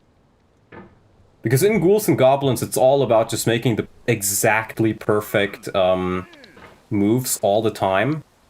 Meanwhile, here, I feel like I have a lot more leeway in making mistakes and recovering from them. Why do you hate Seliph? He's badly written. He doesn't really do anything himself. It's mostly just Lewin and Leaf that do things in the story of FE4. And then he requires favoritism to be good. Like, he needs rings... He needs strong weapons with a lot of kills on it, and even then, he can still feel rather weak in comparison to many others. My Tristan was better than Seliph. Like, if the substitutes are stronger than your lord, or feel stronger than your lord, something's going wrong, I think. And the other thing that drives me mad is the fact that Seliph has 35% fucking speed growth. So my Seliph in particular was really bad, where I think he had 9 speed when he was like level 15. He was genuinely one of my slowest characters. Like, Arden was faster. Fucking Arden was faster than him in the first generation. Which, yeah. He couldn't double, and even when he did, it felt like he didn't have enough strength to really do anything with it. But have you used Seliph on Maddening? No, I have not.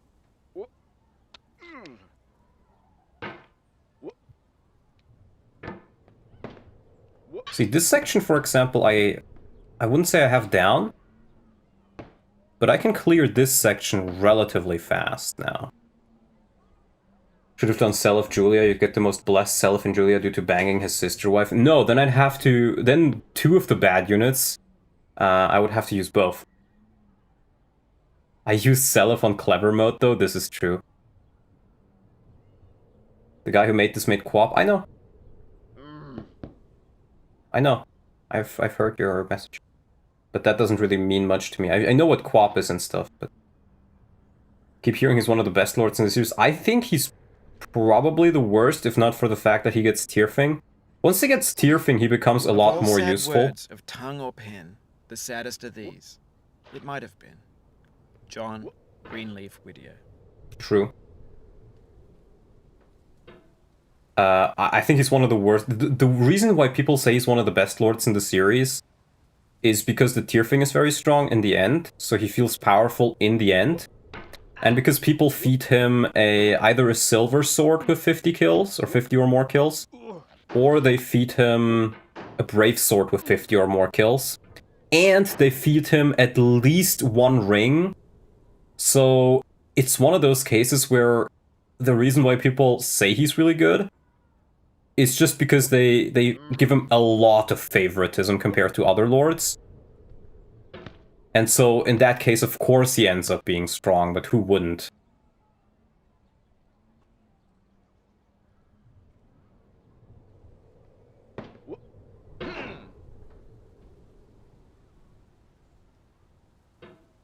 So Selef is to you what Lewin actually is? Lewin is also very overrated, sorry, not underrated. Because Lewin only really becomes good when he gets Forsetti, and that is quite late. And until then, he's just a worse Azel that sometimes kills, while a trained Azel kills consistently. So I'm still of the opinion that Azel is a better unit than Lewin overall. Like, sure, if you want to inherit Forsetti to a kid, sure. I guess Forsetti is a stronger dad in that sense. But, yeah. See, this is what I'm talking about. Even though I'm struggling on the section, I was able to recover myself by saving myself from falling down right there. People give literally everything to Selef and then glaze him like this. Yeah, that's exactly the thing. Selef is one of the most overrated lords in the series, I think. Oh, pericola di coduta. I'm not sure what that means. It means probably like falling danger or something. Did you see that? Did you see that, guys? I can recover. We can rebuild him. Bennett Folly Droid will save us.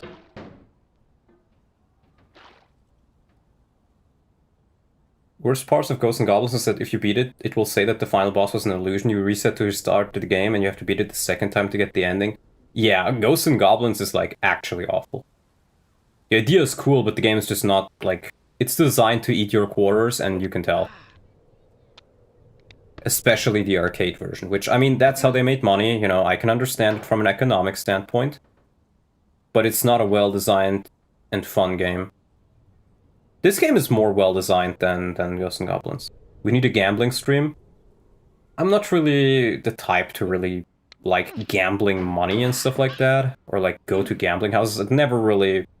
Like, it's okay, but never really has been my thing. I'm not the type of guy who falls for the whole rain bet ads that content creators make. I love gambling in Fire Emblem. I don't love gambling in general. Like, a little bit of randomness is fine in games, but it shouldn't be the deciding factor of the game.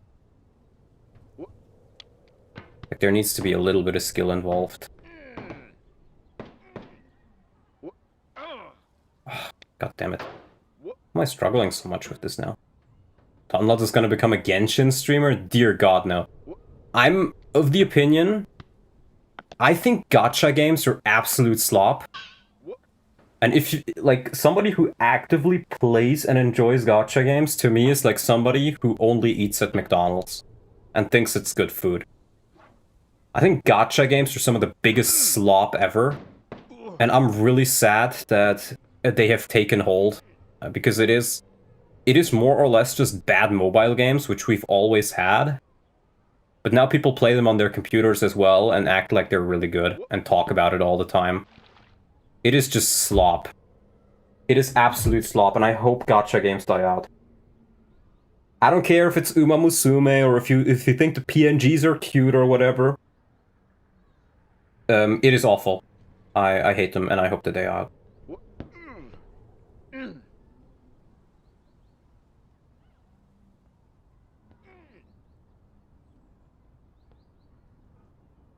Like, if I hear somebody who says they're a gamer, and then you ask them, what do you play, and their answer is just gacha games, they're not a gamer in my eyes. I think,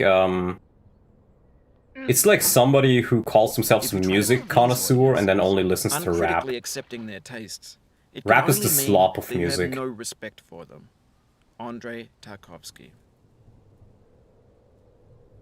Place your money on gambling, places on Davis G's Makalov. It's actually kind of insane how successful his, like, streams of that have been in, like, where... I mean, streaming is his job, of course, right? So getting some money is very nice.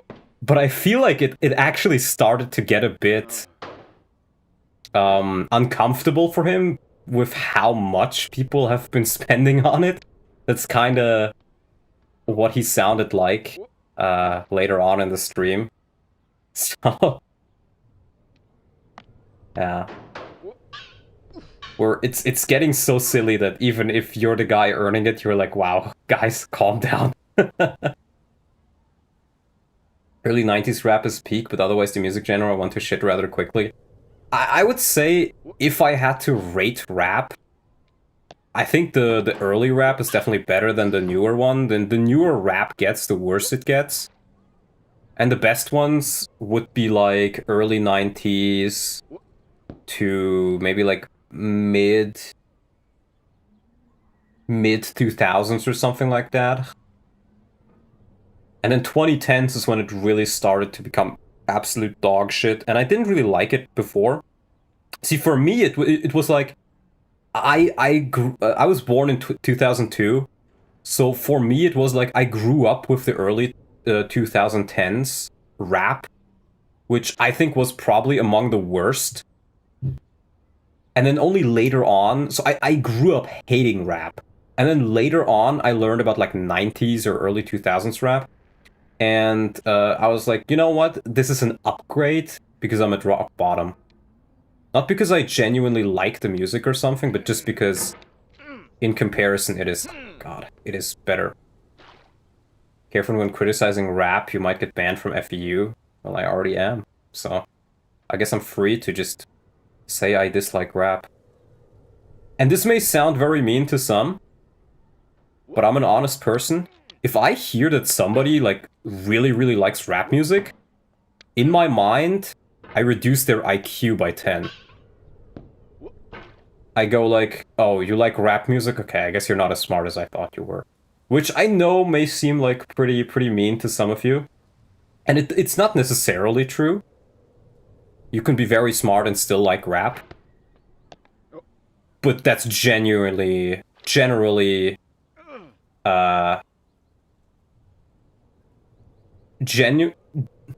What was I gonna say? That's generally how I feel about it, and in most cases, I found it to work.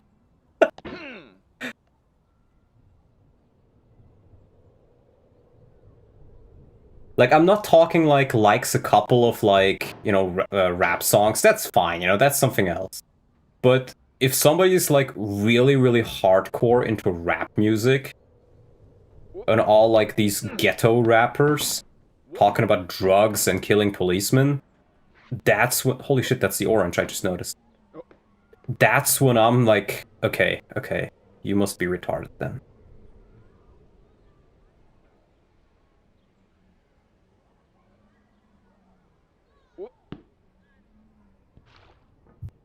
Like, this is another thing that may sound mean. But I remember when that rapper XXX Temptation or whatever he's called died. And everybody because he got shot in some gang-related incident.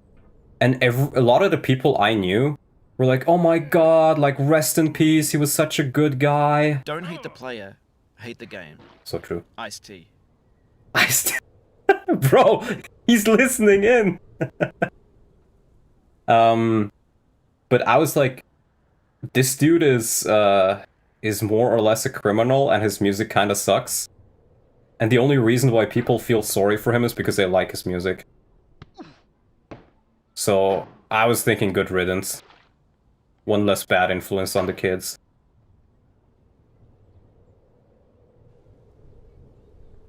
Okay. Because, like, if somebody dies who genuinely had a good impact on people's lives, sure, you know, that's one thing. But I feel like that's, even if you like the music, he's just not a good person. Not even that, a lot of them only felt sorry because they were told to feel sorry. Yeah, exactly. Exactly.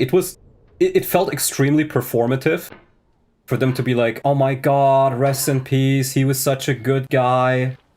He didn't do nothing wrong. And then either they never listened to a song of him, or they just straight up didn't know who it was and just did it for performative points. Those are like the most normie people imaginable. I hate people like that.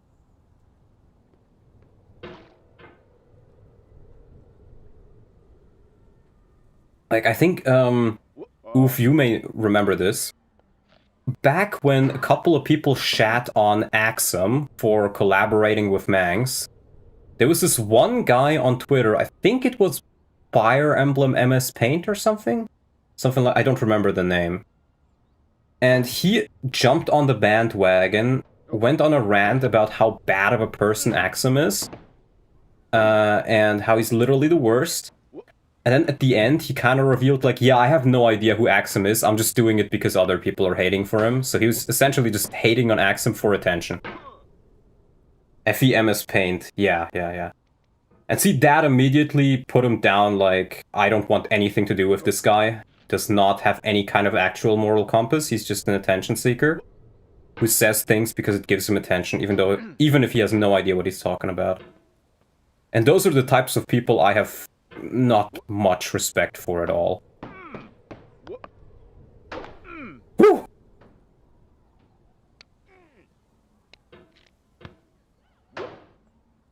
Okay, my mouse position. Okay. Yeah, this section is probably the second hardest after that mountain corridor with the lamps. Or I guess it's not a corridor, I'm not quite sure what to call it. A good catch. I'm getting better at these catches. You learn how much time you lose, and you kind of get to know the escape here.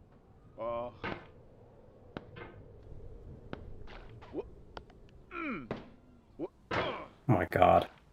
Your generic Tracer enemy on his way to kill Dhalsim? True. Because Mang's bad or something. Yeah. See, this is what I find so weird. There's a lot of people who are just like, oh, he's bad. Why? Because, I don't know. It's acceptable to say he's bad and I don't like him. That's like, I feel like that's the justification for a lot of people.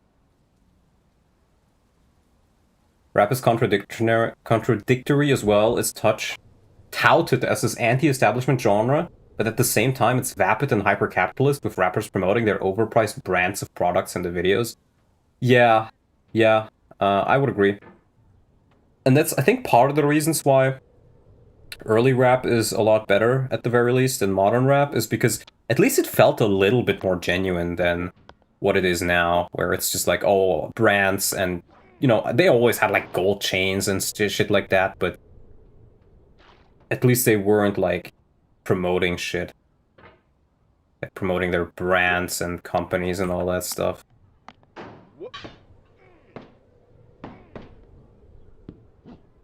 Whew.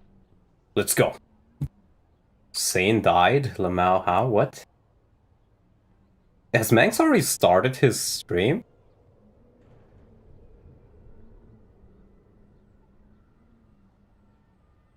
I'm not familiar with that, Jesse.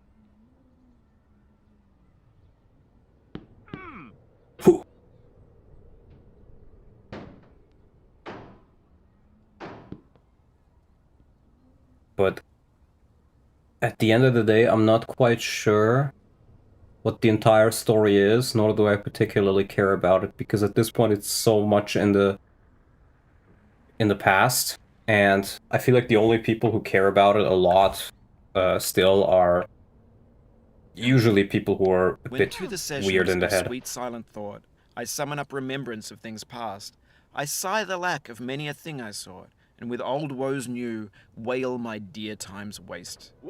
William Shakespeare, Sonnet 30. So true, Mr. Shakespeare. Not in the current Iron Man, okay.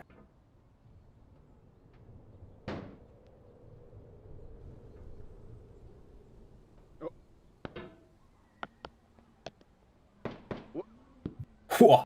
You seen this, guys? I'm LTCing over here. Speedrun LTC. Patience is the foundation of eternal peace. Make anger your enemy. Harm comes to those who know only victory and do not know defeat. Find fault with yourself and not with others. It's in falling short of your own goals that you'll surpass those who exceed theirs. Find Tokugawa fault. Ieyasu. Tokugawa Ieyasu. Glory to Japan.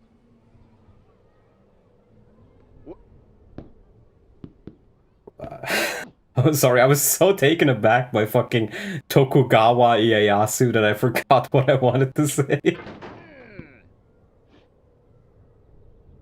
Getting over it, 100% growth, lunatic Iron Man LTC, that's what this is, bro.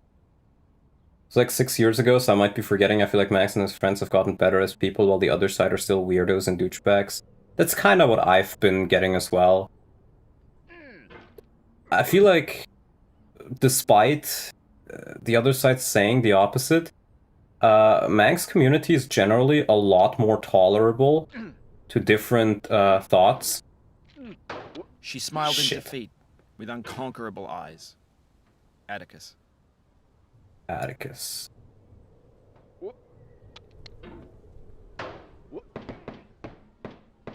And from what I could tell, Mangs has gone a long way over the years.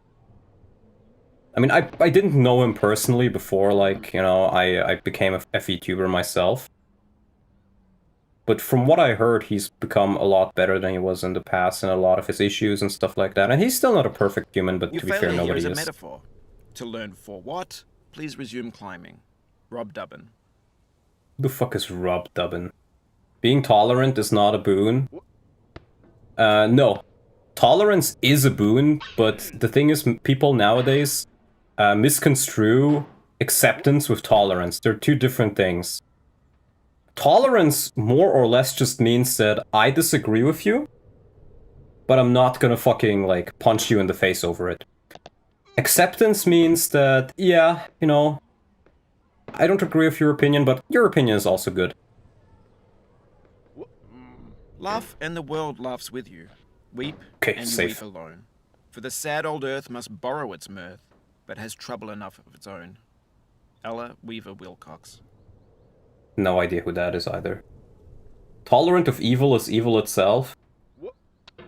To a degree, but I feel like even that quote, or that whole idea, is so misconstrued nowadays. Because what people say, people use that quote in the context of, this guy has a different opinion of than me, and his opinion is evil, so I can't tolerate his opinion. And thus, nobody should talk to you in politics because you're an evil person. Now, so this is a whole cancellation thing that has taken the world a bit in recent years.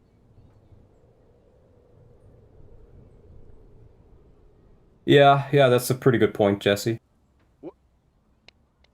That's more or less what it felt like. I mean, who the fuck goes like, oh, something bad happened, by the way, 50% off my OnlyFans?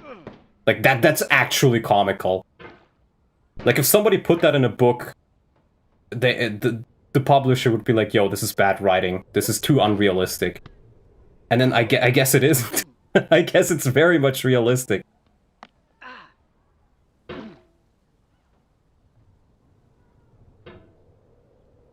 Kojima is blushing? Why? Oh, true. I get that. You're referencing that meme. No! Better by far that you should forget and smile than you should remember and Wait, be wait, wait, sad. wait, wait, wait, wait, wait, wait. I'm not Stinger that far respect. down. Not that far down. Okay. I need to take a bit of a break. We're 2 hours in.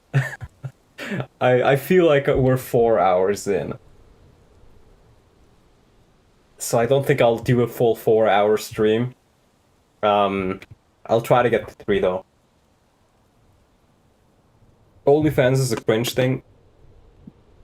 If I see somebody has an OnlyFans or actively buys things on OnlyFans, my opinion of them goes down and my respect of them goes down a lot.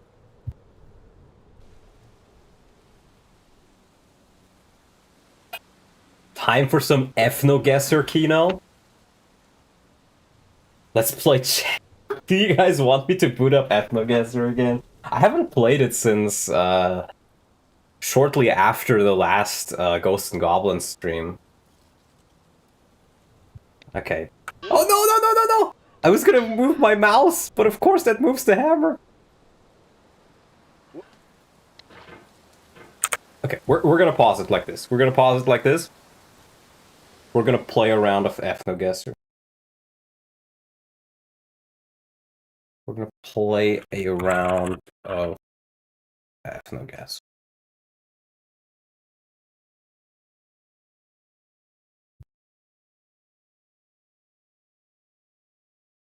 We're gonna do the daily game. Play time guesser next. I don't know what that is. Or actually, I can just keep the display capture. There we go. Okay, let's do the daily game. That is. Oh, let me like put the chat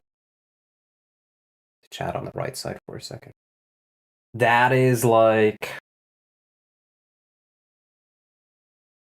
not quite Somali. Maybe like right about there. Ah, Nilotic. It's like an Iranian, Armenian type of thing. Indo-Iranid, yeah. That's some sort of South European. That almost looks like he could be like Spanish. Let's do like Aragon. Yup, Euro-Afrikanit. Ooh, that's very dark. So maybe Uganda? Ah, Papuans. That's some form of Chinese. I'm feeling like South Chinese. Yeah. That's some sort of European. She kind of looks like my aunt. I think this was like around Danzig, right? Canar. Oh, really?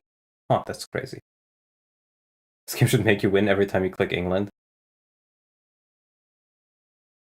That's not Ugandan. And I don't think it's Nilotic either. I think this might be something in, like, West Africa.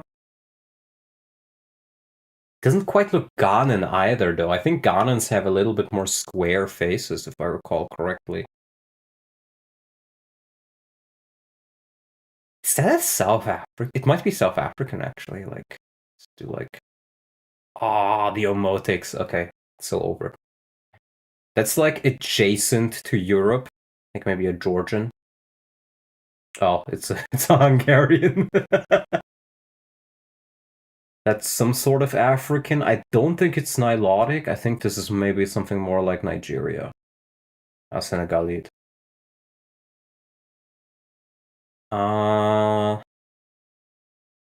That feels like it could either be some form of Native American, I think North American native, or it's an Inuit. Considering that their faces look a bit more fat, I'm gonna go with an American. Yep. There we go. 3 perfect rounds. 200. Okay, around the halfway point. That's crazy. That's crazy. We'll do one more round, and then what are you guys feeling? What are you guys feeling? Which one should we pick? We'll do one more round, and then we'll go back. Play GeoGuessr as well. I've tried it a couple of times, but I don't think it's quite as interesting. European, sure. We've already had that one. That is the Euro Afrikanit. That's like somebody from Central, like Europe. Yeah, North Atlantic bullseye. That looks like he could be like a Polish dude. Which he looks a little bit more like outskirts of Europe, maybe like southern Poland. Yeah, Karpathy. Cuddy from Dr. House. I think, was this the one where they kind of looked Nordic, but they're actually like some type of Siberian? I'm gonna go with like right here. Yeah, see, Proto-Nordic. That's like some form of Mediterranean. It doesn't quite look like a Turk. Maybe like Sicily? Sicily? Okay, close enough. That looks kind of Slavic, but I think that's like...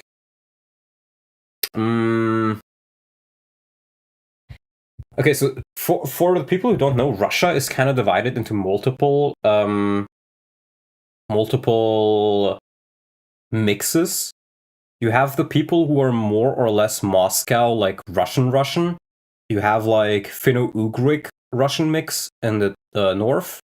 You have like Caucasian Russian mix in the south. And then you have a little bit slightly more Turkic mix in the east. I'm really not sure which this one is though, so I'm just gonna go for a Ryazan. Pre-Slavic, okay, it's not even fully Russian. That also looks kind of Russian. This one could be like Estonian almost, so let's go with, yep, Tavastit.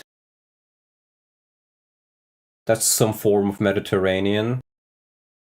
Like South Italian. Haunted, okay, close enough. See, that is a Finno-Ugric, it's like Finnish, Russian sort of mix. Let's go with Vipuri. Yep, Savolaxit. I don't think it's Turkey because the woman looks too beautiful. It could be like a... Let's do like Greek. Yeah, Mediterranean. Turkish women are a lot more hairy normally. Isn't this like a Sami? Yeah, North Lapid. That's pretty Central German. We'll go with like Thuringia. Anglo-Saxon, yeah. Ooh, that one I'm not sure about, but my mind says Georgian. Okay, no, it's the Swedes. This one I could see being called Gregor Brzeziszkiewicz, so I'm just gonna go with Lodz or like Krakow. Yep. Well, sometimes I gotta make funny comments. This one was also very, very Nordic. Let's go with like Hamburg. Ice to Nordic. That's like Chuvash. Fenno-Nordic, yeah. Looks like a Bulgarian to me. Okay. Kind of like North Macedonian. That's definitely a Russian. That's like a South Russian, like Stavropol. A Gorit, okay. I've seen these type of people in Germany before, with that sort of facial shape, so I'm gonna go with Cologne. Okay, it's more so East, I see. That's very like Middle Eastern adjacent. I don't think it looks quite Greek. It's more like maybe like Syrian, Georgian type of thing. Oh, really? Oh, the Dinarid, of course. That's something up north. We had it earlier, but I forgot. Vologda? Ah, okay, no, it's another Sami. That's Jean-Claude Van Damme, who you think is French, but he's from London. Oh. Did he get over it? No, I'm just doing a quick break to rest my hand a bit, to regain my composure. It's like a Dutch guy. Trender. Ooh, that looks like slightly inbred, so I would pick Pakistan, but I feel like if anything, this kind of goes in the direction of like Turkey, Kurdish. Oh, wow, Sardinians. Damn, that's crazy. That's like right about this sort of area, so I'm gonna go with Kaliningrad. Yeah, Neo-Danubian. Okay, also looks relatively German. We're gonna go with like Luxembourg. Yep, bullseye. That's slightly Slavic. I would say that's like maybe like here. Yeah, Ladogan. That's a very German-looking guy. It's like North Rhine-Westphalia German. Altstadt. That's like slightly less like Polish-esque, more like Czech maybe. I'm gonna go with Danzig though. Yeah, that's the body B. And that's another Mediterranean. The long face on her is like you don't see that one as often. I'm gonna go with like let's go with Thessaloniki. Ah, the Basques. Okay. Well, 4,034 out of 5,030 rounds. I'd say that's pretty good. I'd say that's pretty damn good. Well, I think it's time to get back over it.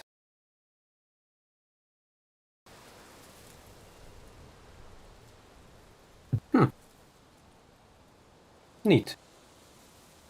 No, I do love playing Ethnoguesser every now and again. It lets me learn a bit more about like the different people of Earth.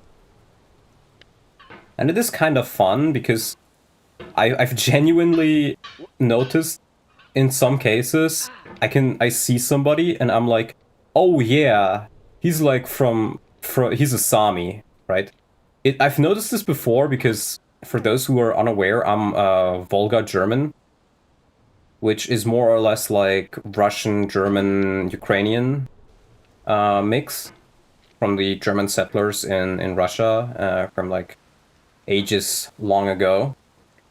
And I've noticed way before I've looked into like Ethnoguesser and all that sort of stuff, way before this stuff existed, if there is another person who's also a Volga German, or like a German-Russian mix of some kind, I can usually tell just by looking at them. And I don't know if it's like because I've seen so many people with that mix, you know, in my family, or if it's like just some intuition thing or something, but there are certain faces and certain names where if I hear them, and the person doesn't even have to speak, right? I don't even have to hear their voice. I can just tell that it's a Volga German. And, well, if you see a Somali, you know it's a Somali. Instantly. It's that sort of thing where one look is enough to tell you everything you need to know about where the person is from, ethnically. It's quite interesting. I think in another life maybe I would have become a scientist, because I do think a lot of these like scientific topics that are probably very boring to a lot of people are incredibly interesting to me. Like, where did humans come from? How did we evolve? How much of humanity, or how much of a human being is environmental? How much is genetic? What are the genetic differences? Stuff like that. Why are there genetic differences, rather? Just, trying to understand the world a bit more. It's kind of sad that people sometimes think in the modern age that, if you even talk about these sorts of things, you mean ill will upon certain people, which I've never really gotten. Because it's like this... Like, I'm interested in your culture, I'm interested in your history. Oh Something my filled god. up my heart with nothing. Whew. Someone told me not to cry. Now that I'm older, my heart's colder. I can see that it's a lie. The arcade fire. No idea what that is. Pretty good quote, though. But yeah. It's kind of what I feel like. Like, wouldn't you think somebody who wants to learn about your culture, like, appreciates it or is interested in it in some way?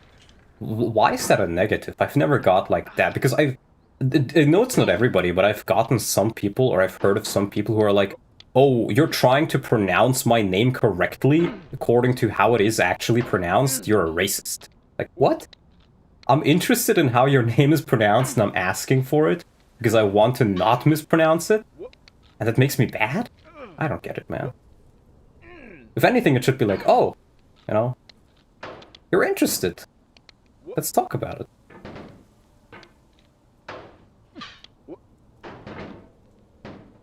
But I feel like I'm generally just a very, very curious person.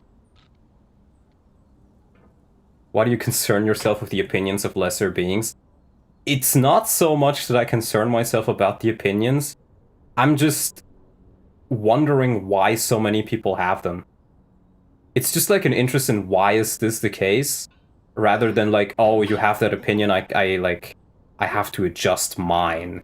It's not so much that, because I am very much the type of person who will say things because I think they're correct, whether people like to hear them or not. I'll call it autistic, call it German. Is my child autistic or just German? Literally me. Why are people ignorant? Who cares? The answer is irrelevant. Is it irrelevant, though? Because if you can understand why people are ignorant, you can try to convince them of things. Like, I just find that the whys so interesting for many questions. Why are things the way they are? Some things we'll never know, but that doesn't mean we shouldn't try to understand the world. You can't fix it. You can't fix a lot of things, but that doesn't mean we should not, like, learn about them. Like, I mean, that's one of the things, like, you bring up a good point, because I remember when I was a bit younger, I was a lot more idealistic in the sense of, like, when I heard somebody was, like, doing bad things, whether it was, like, taking drugs, or, you know, mutilating their body in some other ways, or not taking care of themselves, I would be the first one to try and be like, you know, super motivating, like, hey, you gotta do this, you gotta do that, you gotta work on yourself, I'm gonna help you through it. And then over time I realized that you can't help many people because they don't want to be helped. First of all, and second of all, because they're just not ready for it. You can't force it.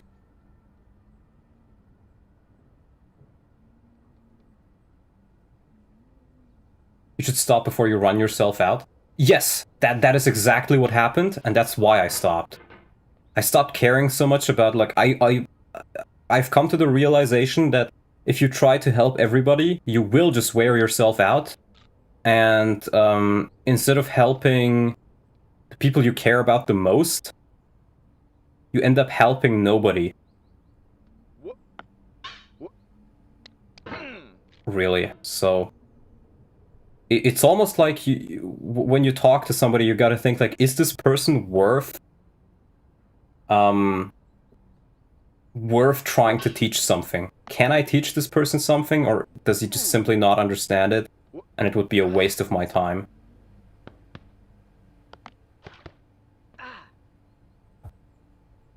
I'm not sure why I can't see all the messages in chat.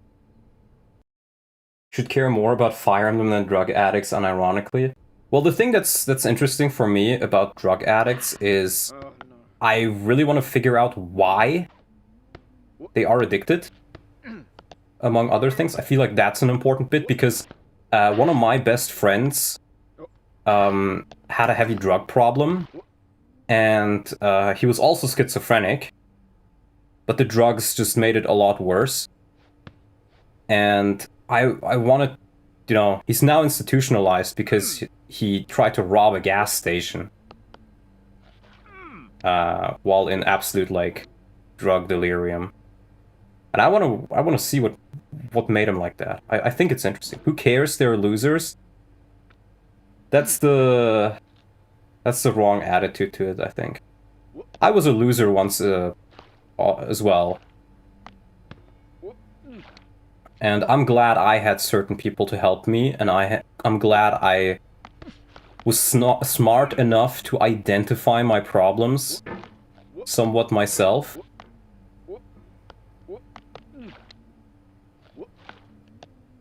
Holy shit, Chillstone. No! Bro, I'm fighting for my fucking life here. Oh my god, okay. Some respite. Woo! Oh. Some people are losers, but they can become non-losers. Other peoples will always stay losers. That's the reality of it. Okay, guys, we're back to the orange. We're back to the orange. Orange cells, we're so fucking back. No, no, no! I stand amid the roar of a surf-tormented shore. I hold within my hand grains of the golden sand. How few, yet how they creep through my fingers to the deep, while I weep, while I weep. Oh God, can I not grasp them with a tighter clasp? Can I not save one from the pitiless wave? Is all that we see or seem but a dream within a dream? Edgar Allan Poe. So true. I weep. I weep.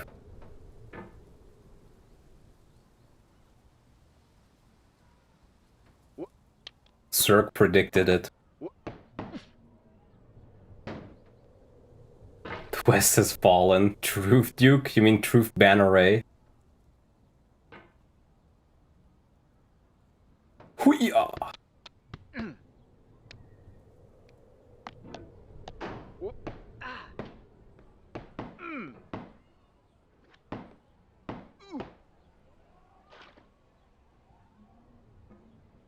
Ooh. The Berlin Wall has fallen. Millions, the West has fallen. Millions must, make it unfall. Millions must make it rise. They must not die.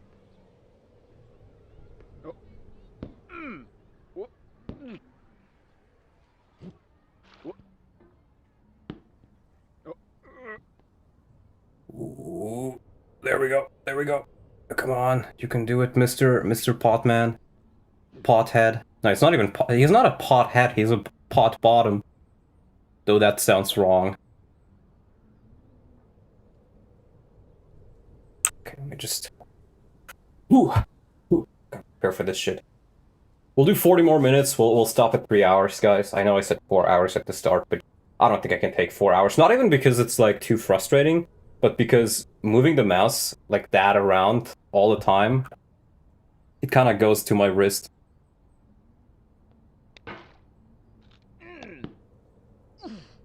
I'm starting to feel it in my wrist. And I don't want to get carpal tunnel, so... Or whatever the fuck it's called. Can I see another's woe and not be in sorrow too? Can I see another's grief and not seek for kind relief? William Blake.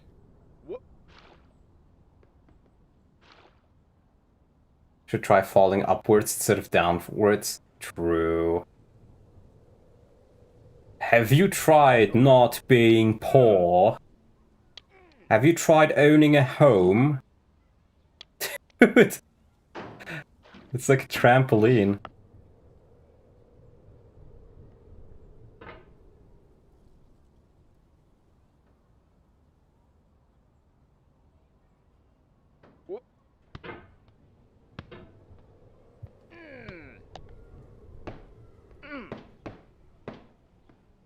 Okay.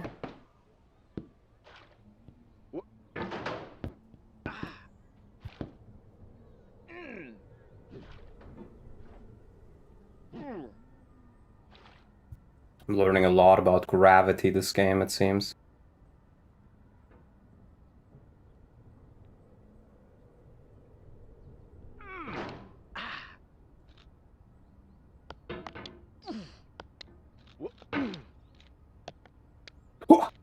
Okay, I'm getting better at that section as well now. Now you gotta put the hammer onto the blue wall sometimes. And that helps to get past that. Okay.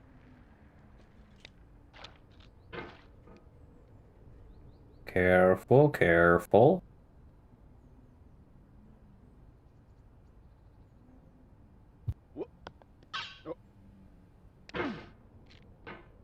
Careful, careful.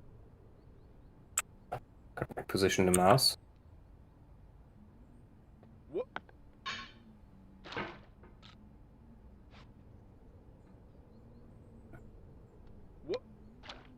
Ooh.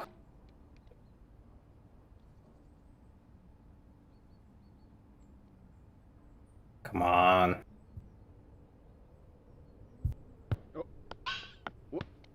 No, no, no, no, no, no, no. No, no, no, no, no. No, no, no, no, no. There we go. Back at it. Didn't fall down. Oh, no, no, no, no, no, no. No, no, no, no, no, no, no. No, no, no, no, no, no, no.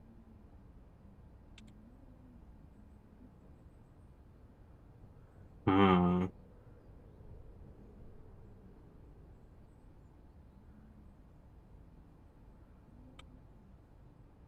Hmm.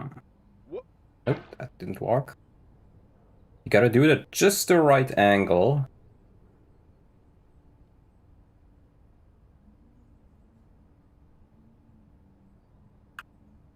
Like that. Just watch the speedrun taking 1 minute, 1 second, and it makes it all look so easy. Yeah. This is the sort of game that some people will get incredibly autistic about. And I can see if you really know what you're doing that you could probably beat this game in 1 minute. But I don't know what I'm doing, so I'm taking over 3 hours to probably not even get halfway through it. Actually, to anybody who knows, did I get halfway through the game? Okay, we're back at the oranges. Apples and oranges, friends. Apples and oranges. You should compare them. I have no idea also what's up. Hey, Annex, my god.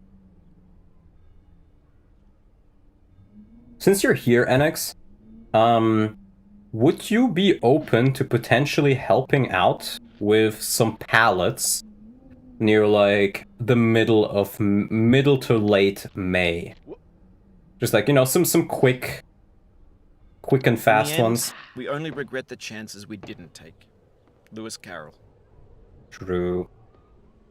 Very philosophizing. Oh. The speedrun gets to the oranges after 38 seconds out of 1 minute, 1 sec. Okay, so we are actually at more or less the halfway point. I'm fine with that, if I'm being honest. I'm fine with that.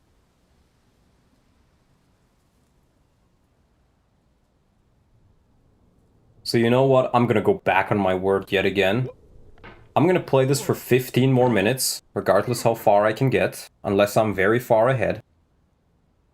And then I'm gonna call it a day for tonight. Because maybe... Is Speedwing still streaming? Because I kinda wanted to watch Speedwing stream as well, but then... I don't know, he just started streaming at the same time as I planned to do this.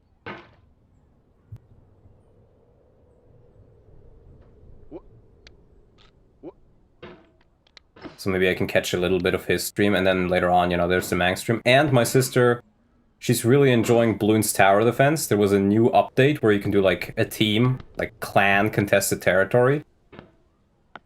And we made a little... Ooh, we made a little Donclave team where... we're kind of going through that. And I promised her I'd play a little bit more with her today. Oh my god.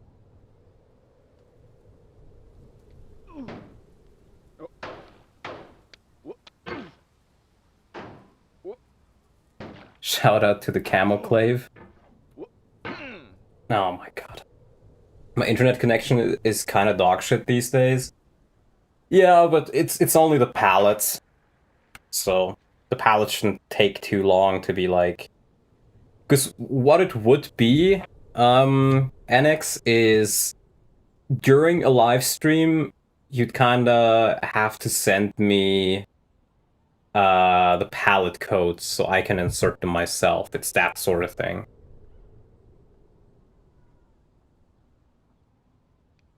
It's not too important if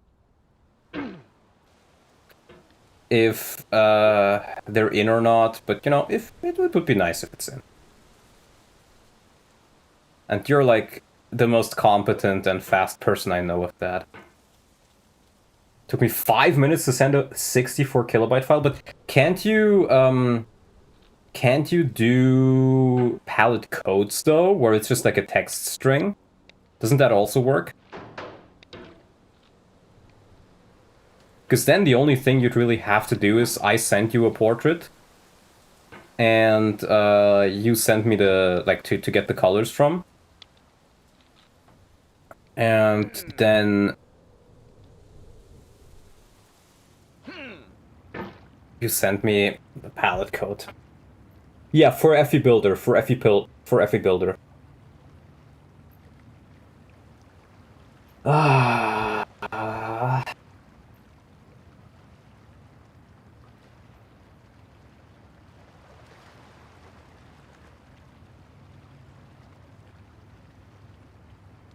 I think I'm gonna call it a day. I'm just making excuses for why it's gonna take less and less time. I just don't want to play this game anymore. I think I'm just gonna be honest with that. Owarida. I think that's it. I think it is. It was still surprisingly more fun than I thought, and surprisingly less tedious than I thought. But it's like, if you fall down and you have to do a section 5 times again, like from start to the end, that's one thing. But once you start doing it 10 or 20 times, that's when you kind of get tired of it. And I guess this game does have a save feature, so I think I'll call it a day here. You know, just a nice little stream. There is one thing I can recommend to you guys, or I can tell you guys, and that is next. Let me double check. Yes, next Saturday around 16 o'clock, my usual stream time. Me and Tambo, the Tambo himself, will be doing a full playthrough stream of Fire Emblem Poop, which is the hack he made a couple of years ago. So I can tell you that much. Other than that, I can tell you guys now, I still haven't decided on it. Monday I'll be playing D&D. Tuesday is our regular Tresha stream date, but Buster is busy on Tuesday specifically, and I'm very busy on Wednesday specifically. So either I do a Tuesday Tresha stream without Buster, and I get a substitute host. And then we do another one maybe on Friday or Sunday. Or I'll just play something else. And then you only get one Tresha stream. I still haven't decided on it. I wanted to sleep a night over it, because I'd need to organize a co-host as well. And I think we're at a pretty big section, so I kinda also would like Buster to be there, but it's not like 100% required. And then technically we could also do Friday, Sunday. But if I do Friday, Sunday with Buster, Tresha, then I'll be streaming Friday, Saturday, and Sunday, and potentially Tuesday. And that would be too much for me at once, I think. Because I also have some other things I need to do. or that I would like to get some progress on, like some hacking stuff. So I still haven't decided on it, but you might get a stream on Tuesday, and you'll definitely get a stream on Saturday. And then you're probably getting a stream on either Friday or Sunday. That's the current plan of things. So with that being said, well, let me see some. Are there any memes? No. With that being said, let me see if Speedwing is still streaming, and I can have people jump over to him. Oh, he is! How nice of him! How nice of Mr. Wing. Mr. Chicken Wing. Well, that being said, I want to thank you guys for watching. I know the game, to some it might have been pretty fun, to others it might have been a bit boring, but it's a short little stream request, so I hope whoever requested it is happy with this stream. If you have other stream requests, let me know, and then we can talk about a price for them. It was a comfy stream. It was surprisingly comfy, so jump over to Speedwing in a second and say hello to him. He's playing a Fates hack that has like a custom storyline and stuff that was looking somewhat good when I looked at it a bit. So I'll see you guys next time, and have a great day. Bye bye.